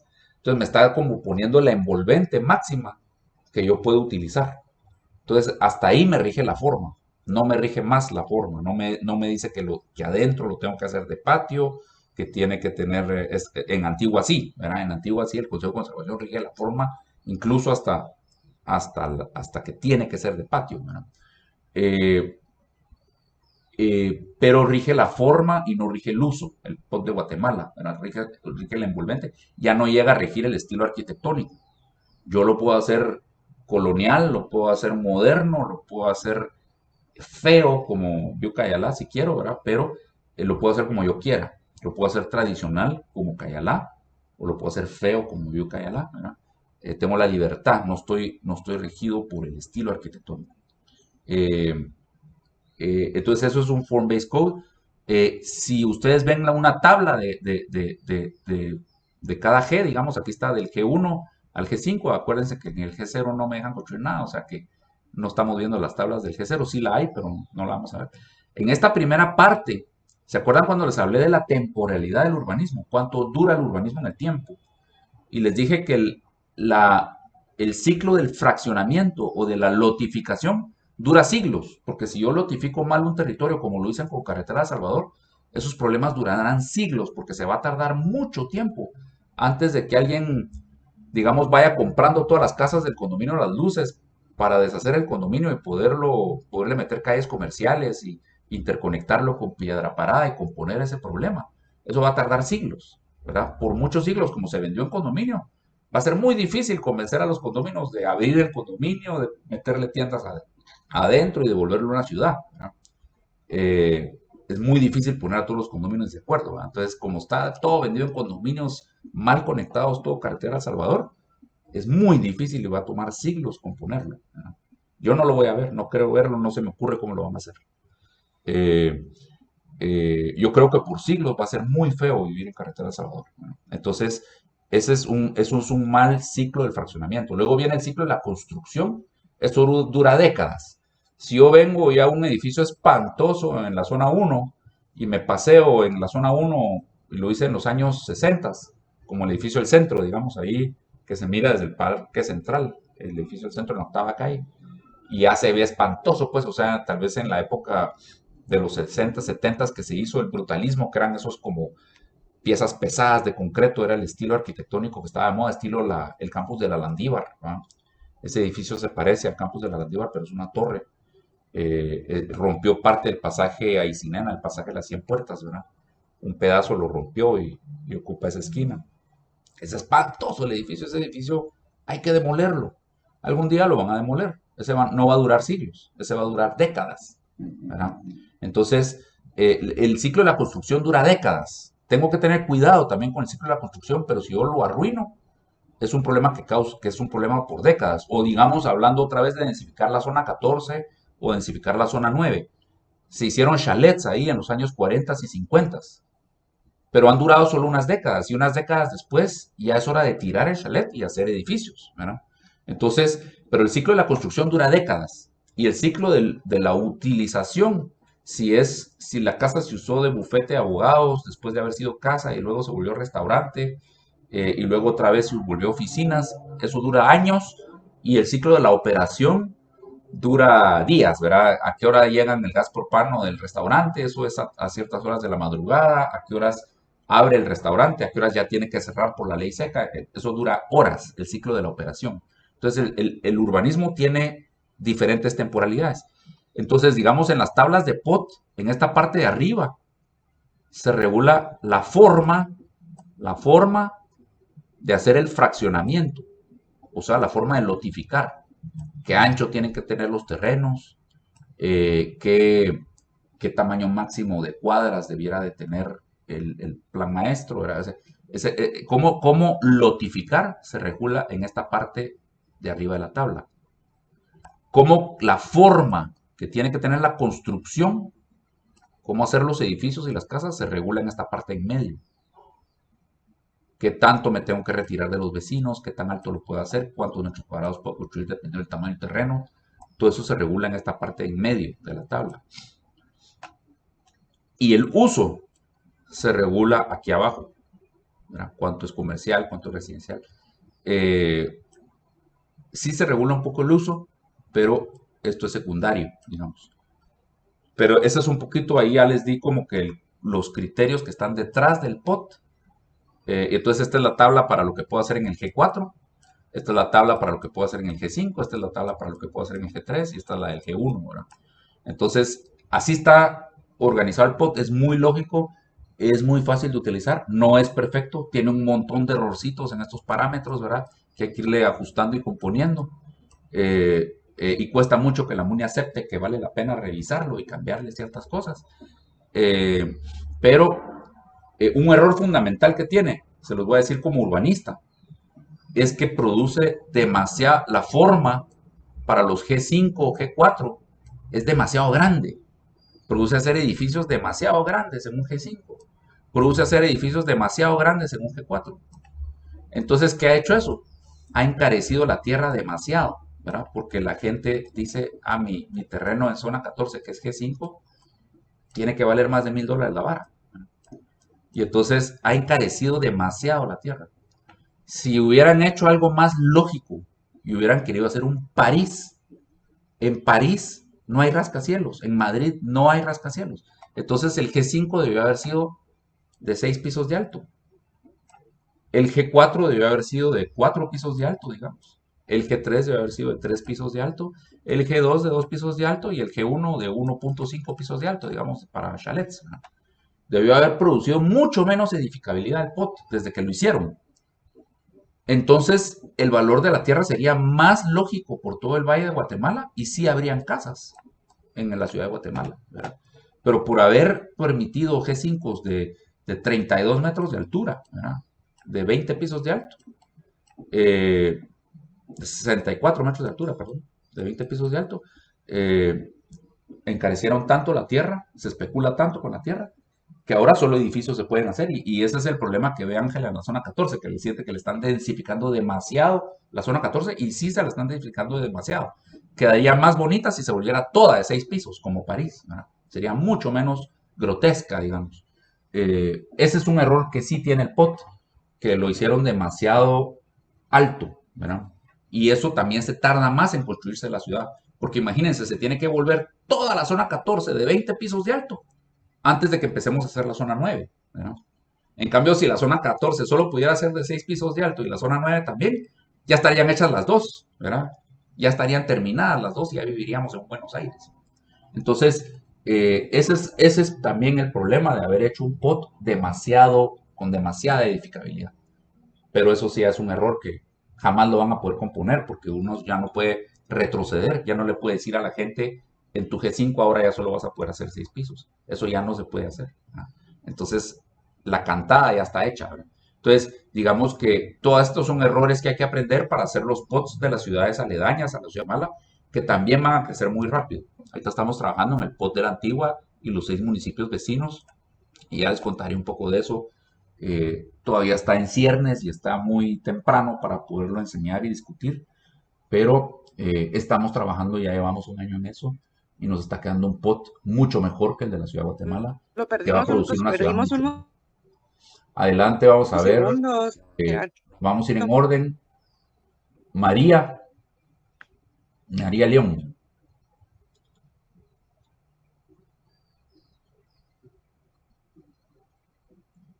Me desconecté.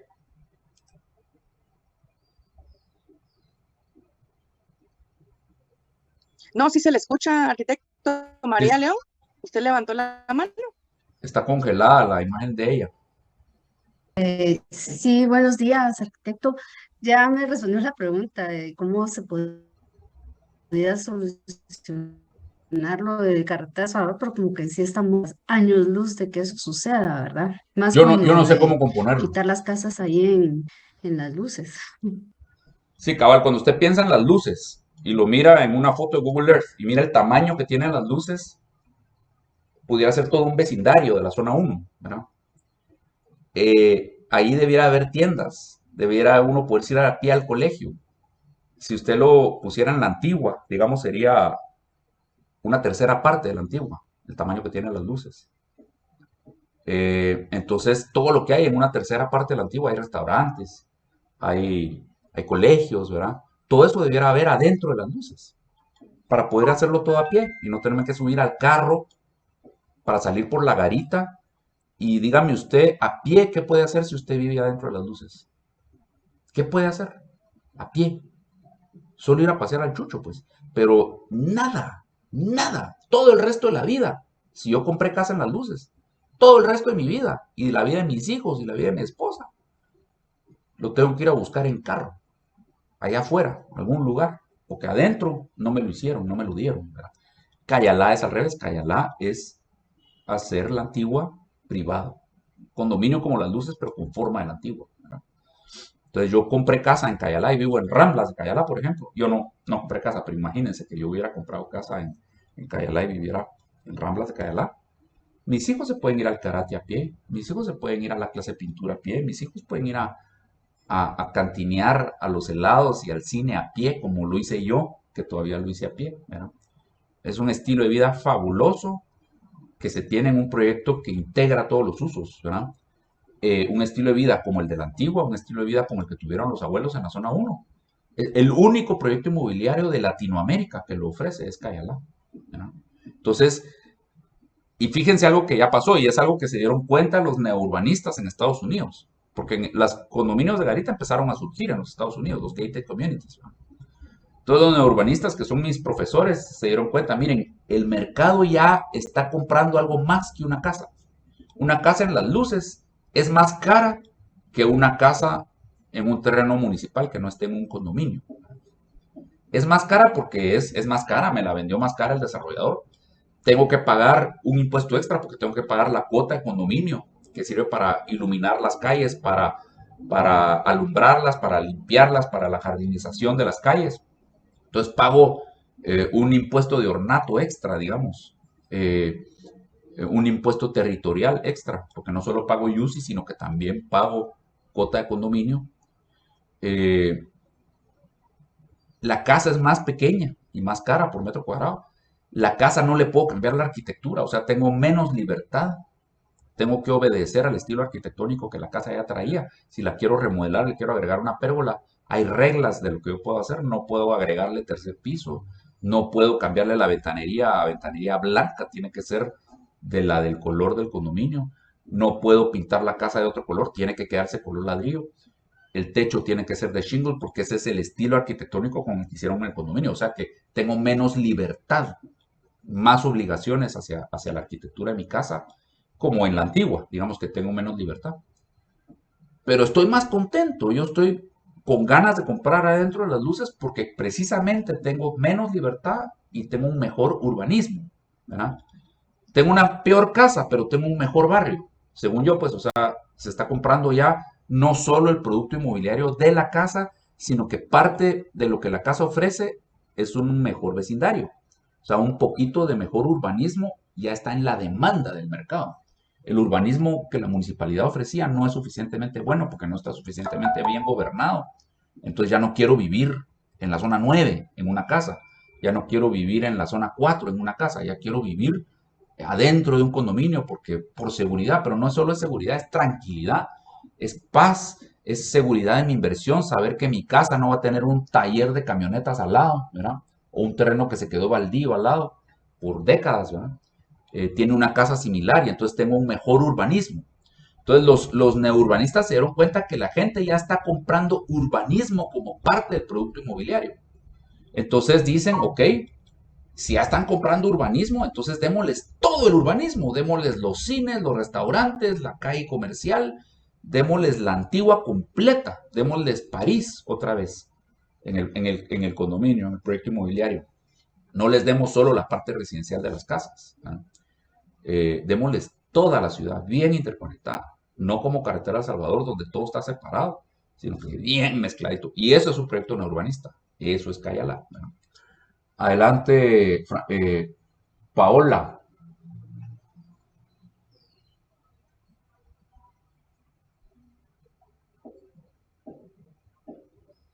¿Me escuchan? Ahorita sí. Sí. Yo me perdí cuando hablabas de las 3 capas que lleva una ciudad. Se te fue el audio mucho tiempo y no escuché nada de la segunda capa, ni pude anotar cuál era. Si me pudieras decir cuál era y decir a qué qué referencias hiciste a esa segunda capa, por favor. Sí, la primera capa era el plan maestro, o sea, un buen diseño de ciudad, con cuadras y calles que se interconecten y que a pie uno pueda llegar a todas partes. Ese es el plan maestro, es la capa básica. La segunda capa es el tipo de edificio o la forma de los edificios, que es cabal lo que regula el POT, pero en la antigua, digamos, se regula más y eso le da más carácter a la ciudad. En el caso de la antigua, tú tienes que hacer casa de patio. Es obligatorio que sean casas, ya sea en forma de C o en forma de donut o en forma de L, pero tienen que tener patio. Todas tienen que ser de patio, todas tienen que tener zaguán, ¿verdad? El zaguán es ese portón donde se metía la carreta y daba al patio, que son la entrada a todas las casas de la antigua. Es algo muy característico del tipo de casa del cual está hecho toda la antigua. Hay casas de patio enormes con varios patios que son hoteles, ¿verdad? Que son conventos, que son hospitales, que son colegios. Todo es de patio, todo es casa de patio. Es toda una ciudad que está hecha solo con casas de patio, ¿verdad? Entonces esa es la segunda capa, la forma de los edificios o el tipo de edificio. Y la tercera capa es el estilo arquitectónico. No todas las ciudades tienen un estilo arquitectónico consistente. La antigua sí lo tiene. La antigua tiene el barroco colonial. Entonces, si yo hago una casa en la antigua, la tengo que hacer de patio y la tengo que hacer de estilo barroco colonial. No me dejan hacer la moderna, ¿verdad? No me dejan hacer un edificio de vidrio espejo de patio en la antigua. Tengo que hacerla de barroco colonial. Hay ciertos colores que están permitidos. hay ciertos materiales que están permitidos, las ventanas tienen que guardar ciertas proporciones, no pueden ser demasiado pequeñas ni demasiado grandes, no pueden ser horizontales, tienen que ser un poco verticales, o sea, hay una relación entre ancho y alto de la ventana, hay una relación entre ancho y alto del portón del zaguán, ¿verdad? Hay ciertas cornisas que están permitido el diseño de la cornisa, hay ciertas casas a las que ¿La puedes repetir? Arqui, lo perdimos unos Disculpa, te segundos. fuiste. Disculpe. El estilo Solo que arquitectónico. no, para mí no son unos segundos, te vas un rato y perdemos el hilo. Si me puedes repetir esto último, porfa, te fuiste y no, me perdí. Estoy hablando del estilo arquitectónico barroco, no sé hasta dónde oíste. Sí, correcto, ahí te perdimos. Entonces, digamos, en la antigua tengo que usar ciertas características que están reguladas de lo que hace el estilo arquitectónico colonial. Entonces tengo que usar, digamos, la piedra de cierta madera y en cierta cantidad. No puedo hacer una fachada toda de piedra en la antigua, no es permitido. Puedo usar la piedra, digamos, en el arco alrededor del portón del zaguán. Tengo que usar ventanas con ciertas proporciones, digamos. La ventana no puede ser horizontal como en una casa moderna, tiene que ser máximo cierto ancho y cierto alto, ¿verdad? Para que la ventana sea rectangular, pero en proporción vertical. Tampoco puede ser flaca, larga, vertical. Tiene que tener una cierta proporción de ancho y alto y está regulado, ¿verdad? Yo tengo que presentar los planos de mi casa, del diseño de mi casa, al Consejo de Conservación. Y en el Consejo de Conservación lo revisan y me lo autorizan. Lo mismo pasa en Marina del Sur. Marina del Sur también tiene un reglamento que rige cuánto me tengo que separar del vecino, qué tan alto puedo hacer el rancho, qué tanto me tengo que separar de la calle, cuánto me puedo acercar a la parte del mar o al canal, ¿verdad? O sea, los reglamentos de condominios tipo Marina del Sur o en La Reunión o en el Pulte Golf también hacen lo mismo, ¿verdad? Que hace el Consejo de Conservación de la Antigua, pero el Consejo de Conservación de la Antigua lo hace para el estilo colonial, ¿verdad?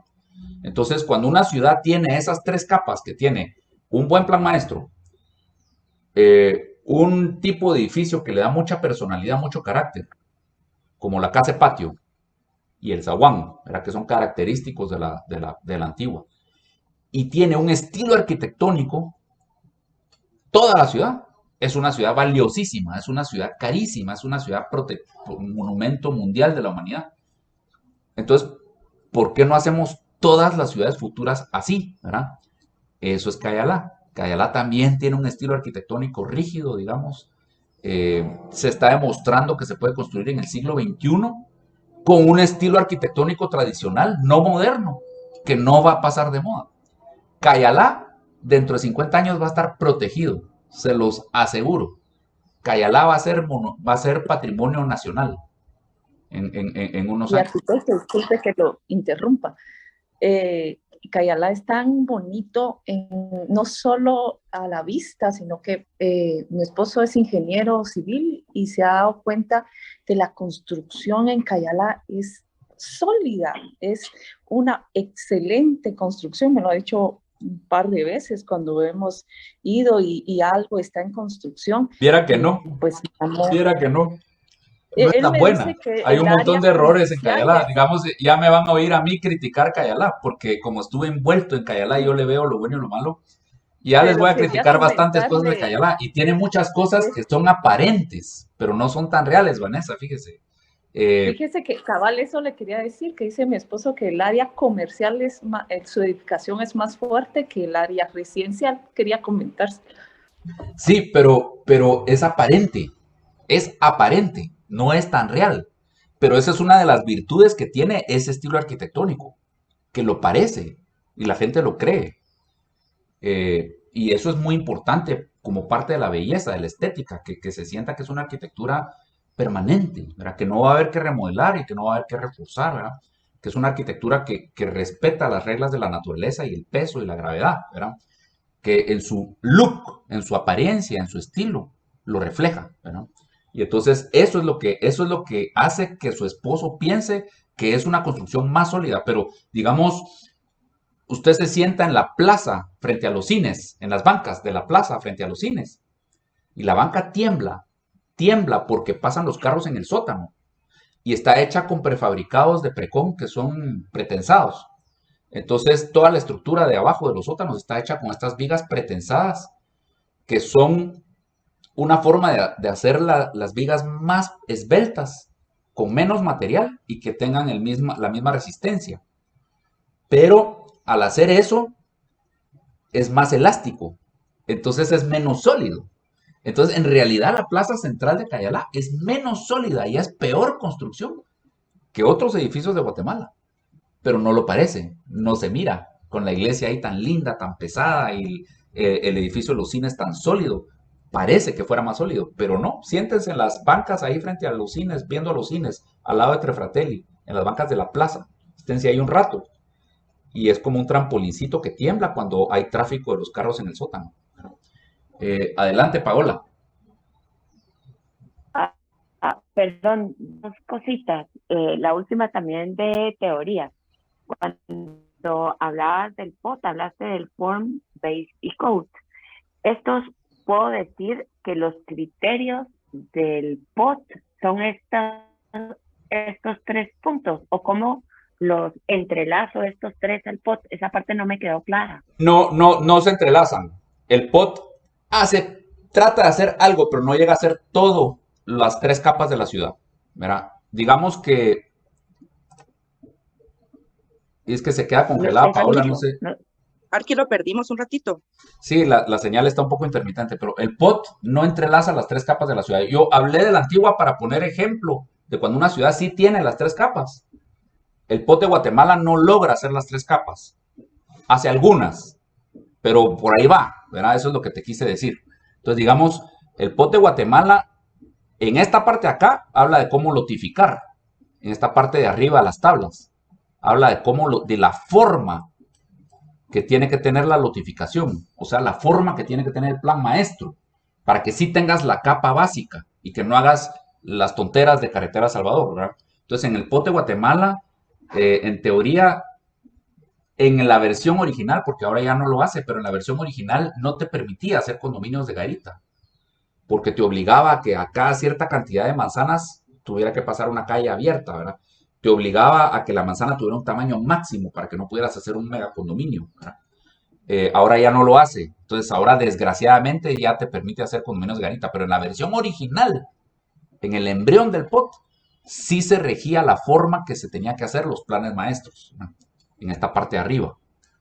En esta parte en medio te rige la forma, otra vez la forma, por eso es que es un Form-Based Code, que tiene que tener el edificio, no te rige el uso, no te dice si es residencial o es de oficinas. Te dice qué tan alto puede ser, qué tan alto, qué tan ancho, qué tanto se puede separar de los vecinos o qué tanto se puede pegar a los vecinos. Entonces te rige solo la forma del envolvente del edificio. Si fuera un mejor POT, haría lo que hace el Consejo de Conservación de la Antigua, que te rige la forma que tiene que tener hasta casa de patio, ¿verdad? O sea, en Antigua no solo te rigen el envolvente, no solo te rigen la forma exterior de la casa, te rigen también que adentro tiene que tener patio, te rigen el tipo de edificio que tiene que ser, o sea, que te rigen más la forma, digamos. En una casa en la Antigua tú no puedes hacer un chalet con fachada colonial, no puedes hacer una casa de jardín atrás y garaje enfrente, pero con fachada colonial no te permiten. Tiene que ser casa de patio, ¿verdad? Y aparte, en esta misma parte de la forma de la construcción, se podría regir el estilo arquitectónico. El POT de Guatemala no lo hace, es libre. Te permite hacer un edificio estilo Cayalá al lado de un edificio de vidrio espejo, ¿verdad? El POT no llega a regir la forma del estilo arquitectónico, sí se podría hacer si el POT fuera más estricto, ¿verdad? El POT, como es municipal y tiene que ser más democrático, no puede ser tan estricto. Pero eso no quiere decir que cuando nosotros hacemos nuestros proyectos o nuestros proyectos grandes, privados, tipo condominios, no pudiéramos ser más estrictos. Digamos, en La Reunión, en Marina del Sur, en el Pulte Golf, en el Pulte Ecuestre, sí son más estrictos, ¿verdad? Sí se rige un poco más, ¿verdad? Entonces, digamos que igual pudiera ser un poco más estricto el POT o no sé, pero el POT no es, sí se queda corto, digamos, no te cumple en las 3 capas. La tercera ni la sugiere. La tercera es completamente libre, que es el estilo arquitectónico. El POT no se mete a estilo arquitectónico. Y en la de en medio, en la forma del edificio, solo te rige el envolvente exterior, no te rige tanto como en la antigua, que tienes que hacer casa de patio. Entonces, ahí es como más o menos pudieras atar las cosas de las que hablé. No, no, es un form-based code, pero es un form-based code relajado, digamos. Francisco. Ya. Ingeniero, entiendo que el POT normalmente es municipal, ¿verdad? O sea, es como que el cajón de la forma en que se va a hacer, pero se puede que el suelo sea residencial, volverlo a comercial. Entiéndase que es dentro de una colonia cerrada, el tipo de suelo es residencial, pero ahí se puede hacer algún tipo de comercio. Esto se ve en el POD o es con la municipalidad. El POT no te limita el uso. Mientras más mezclado es el uso, mejor. Entonces, si querés hacer comercio abajo, oficinas en los pisos de en medio y apartamentos arriba, buenísimo. Y si querés tener una casa que tiene tienda al lado de una que es residencial, mejor, ¿verdad? Entonces, el POT no te separa los usos, solo te dice la forma del edificio. Igual en la antigua, el Consejo de Conservación no te dice que no puedes hacer un restaurante en una casa, ¿verdad? Lo puedes hacer. Puedes mezclar usos y eso es mejor. Ya no hay que separar los usos de suelo, hay que dejarlos libres y más que todo regular la forma que tiene que tener la ciudad. Eso es más exitoso. Bueno, vamos a dejarle el POT por un lado, ya extendimos demasiado la plática en el POT. Pero esos son los proyectos transformadores de ciudad, ¿verdad? Más que los pasos a desnivel, más que las autopistas y eso, ¿verdad? Entonces, ahora ya nos vamos a pasar a ver un poquito de proyectos ejemplo, digamos, de todo lo que hemos hablado.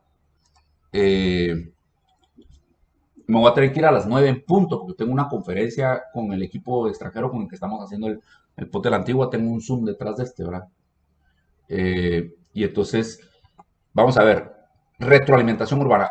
Vamos a hablar ahora de frentes que el neurbanismo ha atacado, ¿verdad? El neurbanismo básicamente ha atacado 3 diferentes situaciones de ciudad. Una es las nuevas ciudades, que es cuando está la finca vacía y tengo la oportunidad de hacer un plan maestro. El plan maestro del Naranjo, el plan maestro de Cayalá. Está la finca vacía, se va a desarrollar y yo la puedo diseñar en vez de un sistema de condominios de garita, lo puedo hacer como ciudad completa, ¿verdad? Con su downtown, y puedo hacer, tengo la oportunidad de hacer una nueva ciudad, ¿verdad? Adecuada para el tamaño del cuerpo humano. Entonces, eso se llaman new towns, o en inglés le llaman greenfield, ¿verdad? Greenfield de verde, ¿verdad? Que agarro lo verde y lleno lo verde, greenfield. Luego está la retroalimentación de lo urbano. Digamos que tengo un sector deprimido de la ciudad, como hablar de la zona 9 o hablar de la zona 4, y yo tengo retroalimentación de lo urbano, ¿eh? Lo vamos a poner en rojo.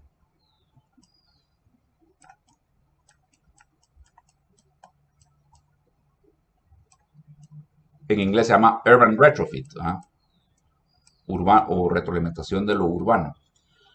Entonces es coger 4 grados norte, impulsarlo y revitalizar una parte de la ciudad que está deprimida y que está desperdiciada, ¿verdad? Pero que está muy bien lotificada, muy bien urbanizada, si lo quieren ver así, con buenas calles, drenajes, transporte público, ya está ahí, pero está desutilizado el suelo, está desaprovechado. Y el urban retrofit hay de 2 tipos. Hay un urban retrofit como el que se hace en 4 grados norte, donde se botan los edificios que existen porque no muy sirven y eran muy baratos y muy viejos y muy ligeros. Se botan los edificios que existen y se hacen edificios nuevos. Entonces solo se está retroalimentando el suelo, se está reutilizando el suelo, ¿verdad? Eso es la zona 14, eso es lo que hay que hacer en zona 9. Es un urban retrofit, pero solo del suelo. Pero también se puede hacer urban retrofit de la arquitectura. Por ejemplo, se ve un poco más en la zona 1 que se están comprando edificios de apartamentos viejos y se están remodelando y se vuelven a vender. Entonces ahí se está reciclando la arquitectura misma, se está remodelando, se está haciendo una actualización y una revalorización de arquitectura sin cambiar la arquitectura. Por ejemplo, cuando ustedes ven el caso de el Soho en Nueva York o de el Meatpacking District en Nueva York, ¿verdad? Eran edificios industriales que no los botaron, los adaptaron para volverlos residenciales y de uso mixto, ¿verdad? Entonces, pero se quedaron los edificios, ¿verdad? Entonces, ese es un urban retrofit que no sustituyó la arquitectura, no solo utilizó no solo el suelo, sino que la arquitectura misma, ¿verdad? Entonces, sí puede haber un urban retrofit así bien interesante, ¿verdad? Cuando se aprovechan los edificios. Generalmente están estructurados los proyectos de urban retrofit con una reestructuración de transporte público y se desarrollan los famosos TODs. TOD es Transit Oriented Development, ¿verdad?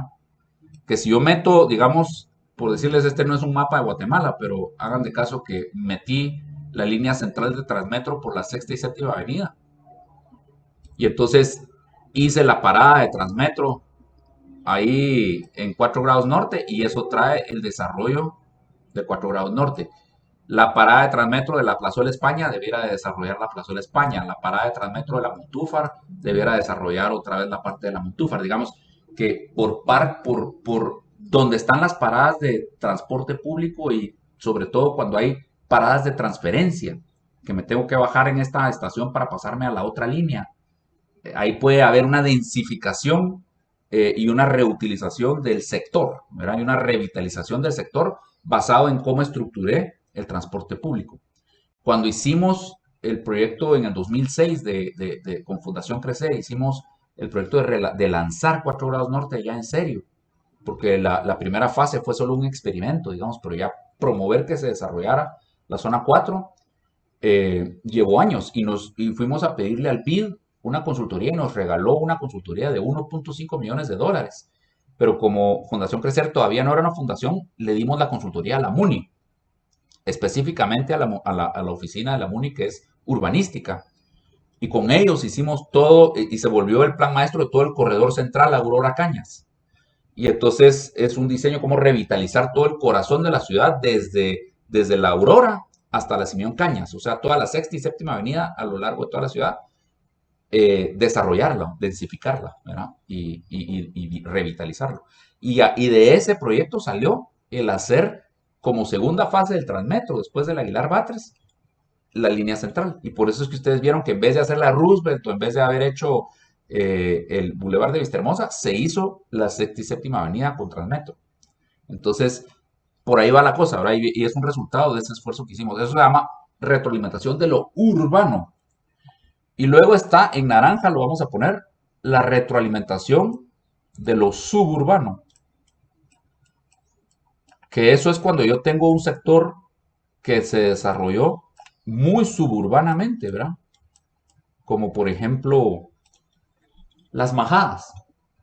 Las Majadas, si ustedes ven las Majadas, es todo comercial y casi todo es asfalto y playas de estacionamiento. Si ustedes ven una foto aérea de las Majadas, es enorme, ¿va? Son 60 manzanas de extensión desde la San Juan, atrás del Peri Roosevelt, hasta el Country Club. Son 60 manzanas de extensión, es enorme. Les cabe la mitad de la Antigua en las Majadas.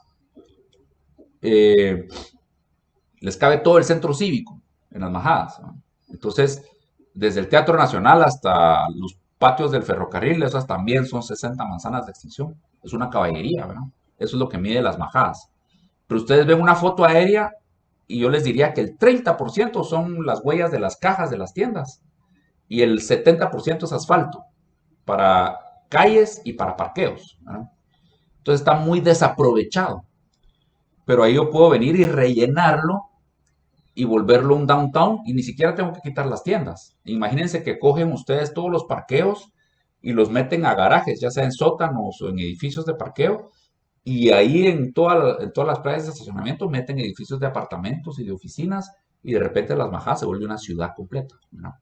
Entonces eso es la retroalimentación del suburbio, de algo que fue desarrollado muy suburbano y solo para el auto, y lo vuelvo muy humano, muy para el peatón, ¿no? Las Majadas, Las Majadas es un desastre, ¿va? Yo me quiero comprar una televisión el sábado y entonces me voy a Tienda Max y miro todas las televisiones que tienen en Tienda Max y me parqueo ahí en Tienda Max y miro todas las televisiones que tienen en Tienda Max. Y en eso me acuerdo que en Sears también tienen televisiones. Y digo, yo quiero ir a ver a Sears que tienen, ¿verdad? Entonces yo cojo mi carro, manejo 100 metros y me parqueo frente a Sears. No camino de Tienda Max a Sears. Ni pienso en caminar, porque no está hecho para el cuerpo humano, está hecho para el carro. Entonces uno maneja 100 metros en Las Majadas y se vuelve a estacionar. Entonces necesita Majadas, necesita tener un parqueo para mí en Tienda Max y necesita tener otro parqueo esperándome en Sears y necesita tener otro parqueo para mí en Fridays por si quiero pasar comiendo, ¿verdad? Entonces por eso es que todo es asfalto, ¿no? Es un desperdicio de territorio por estarlo diseñando para el carro. Entonces, el otro frente del urbanismo, es decir, atacamos los tres frentes, ¿verdad? Retroalimentación del suburbio, retroalimentación de lo urbano y el diseño o el greenfield de ¿cómo se llama? De lo que está vacío. Diseñar ciudades completas en lo que está vacío, en fincas vacías. Esto de retroalimentación del suburbio, generalmente también lo pueden llamar brownfield. Muchas veces van a oír hablar de brownfield. Es café, ¿verdad? Es coger algo que está semidesarrollado, pero que todavía se puede desarrollar más. Y la retroalimentación de lo urbano lo van a oír gray, de gris, grayfield, ¿verdad? Que es cuando ya estoy redensificando en donde hay concreto, ¿verdad? Eso es básicamente, si ustedes oyen esos términos por ahí, sobre todo en los Estados Unidos, se usan mucho, ¿verdad? A eso se está refiriendo, a esas tres, digamos, categorías. Entonces, Corredor Central Aurora Cañas, este es el plan maestro, el Corredor Central Aurora Cañas, y ustedes en rojito oscuro ven como que los diferentes puntos que podrían ser los detonadores, ¿verdad? Plazuela España, la Torre del Reformador, precisamente la Plaza de la República, ahí en la zona 4, que esto es 4 grados norte, el Centro Cívico, la Plaza Italia, la 18 calle, las 8 manzanas alrededor del Parque Central, ¿verdad?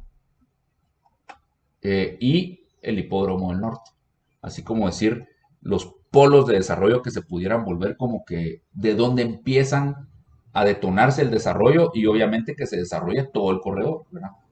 Entonces, ese es un poquito de dónde viene. Estas son las guías de diseño, conectividad que se puede ir en ciclovía, en bicicleta, en patineta, en transporte público, a pie, ¿verdad? Densificación, perdón. Densificación, que tenga más habitantes, que se aproveche mejor el suelo, que no haya parqueos de superficie en la zona 9, ni centros comerciales de un piso en la zona 9. Usos mixtos de propiedad, que las tiendas estén abajo y apartamentos arriba y oficinas al lado de los apartamentos. Cubo, el edificio Cubo de zona 4, un ejemplo, ¿verdad? Opciones de movilidad, otra vez, Transmetro, bicicleta, patineta, a pie. Espacio público accesible, que la arquitectura se conecte con el espacio público. El edificio Cubo, miren cómo hizo la plaza esa donde se quedó el arbolón conectado con la Plaza de la República y cómo se relaciona con el edificio Expo 1, ¿verdad? Y cómo cambió eso todo frente del lado opuesto del Banco Industrial en la Séptima Avenida. Se volvió reagradable, ¿no?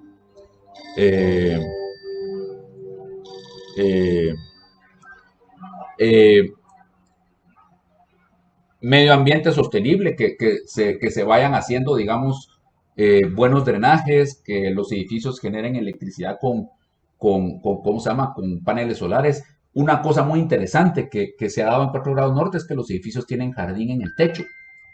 El jardín en el techo tiene dos propósitos. Tiene el propósito de que es un amenity muy fabuloso, poderse subir con grama, incluso con plantas en el techo, ¿verdad? Tiene esa sensación fabulosa de que uno puede salir al jardín en el techo y tener vistas lindas, y es área pública, no es un penthouse privado, sino que gozan de él todos los condóminos. Pero también el hecho de que tenga plantas y que tenga tierra que guarda humedad cuando llueve y que no toda la lluvia que cae en los techos se vaya a los drenajes y se vaya al río Motagua, sino que parte de la lluvia se queda en el ambiente como una esponja húmeda. Con esos jardines en el techo ayuda al calentamiento global, ayuda a mantener un poco, a emular cómo se comportaba el territorio cuando no estaba el edificio y era un terreno verde, ¿verdad? Entonces, es interesante ese concepto de los jardines en el techo como parte de protección ambiental, ¿verdad? Pero es un ejemplo muy, muy escueto y muy reducido, pero si se usara más, podría tener más efecto. Y paisaje urbano, que sea bonitas las calles, que por los restaurantes y las fachadas y la relación, el paisaje urbano cambia, ¿verdad? Entonces esas son las 7 guías de lo que se quiere que suceda en todo el corredor Aurora Cañas, ¿verdad? Aquí está precisamente el caso 4 grados norte. Estos son dibujos del 2006, 2007, que era lo que estábamos proponiendo. Miren cómo era la Plaza de la República, los que lo recuerdan, pasaba recta a la Séptima Avenida. Y solo quedaban las 2 medialunas de donde había habido una rotonda, ¿verdad? Y entonces se propuso volver a poner el monumento en medio y volver a hacer la rotonda y repetirla y hacer que el carro tuviera que bajar velocidad y dar la vuelta alrededor de la rotonda, en vez de darle la prioridad al carro, darle la prioridad a la belleza de la ciudad y al peatón, ¿verdad? Y ponerle un poco de obstáculos al carro. Y entonces esto era Cantón Exposición, que era toda la parte de adentro, la zona 4, la fase 1 de 4 grados norte, ¿verdad? Dibujos de cómo podía entonces convertirse toda la Plaza de la República con una rotonda y un monumento y edificios de uso mixto, incluso apartamentos que hasta patiecitos podrían tener. Esta foto está tomada desde el edificio del Banco Industrial. Propuestas de qué podía suceder adentro de la zona 4, donde sí se podían reutilizar algunos de los edificios, ¿verdad? Con pura remodelación nada más. Cómo coger la Séptima Avenida entonces y primero quitarle espacio al automóvil y volver a poner el monumento en medio, ¿verdad? Y poner incluso árboles en la Séptima Avenida. Y cómo después podía venir el desarrollo inmobiliario, ir cambiando el carácter de la Séptima Avenida ahí en la zona 4. Y dicho y hecho, sucedió, ¿verdad? Aquí está, estos son renders, pero esto ya existe, ¿verdad? Aquí está el edificio Expo 1 y el edificio Cubo. Y miren la relación y cómo cambió el ambiente, digamos, de la zona 4. Y ahora ya vale $1,000 la vara. En la zona 4, un terrenito triangular donde no puedo ni hacer sótanos, pero me lo venden a $1,000 la vara. Y entonces, pero así es, ¿verdad? Y sí es una parte central de la ciudad muy bien conectada con el centro cívico y con la zona 10, y donde está el 60% del Producto Interno Bruto del país, ¿verdad? Entonces, un ejemplo, ¿verdad? Me voy a ir ya, me tengo que desconectar, ya son las 9, pero este proyecto lo vemos en la próxima. Muy bien, arquitecto. Está bien. Pido súbito. Chao. Hasta luego. Recording stopped.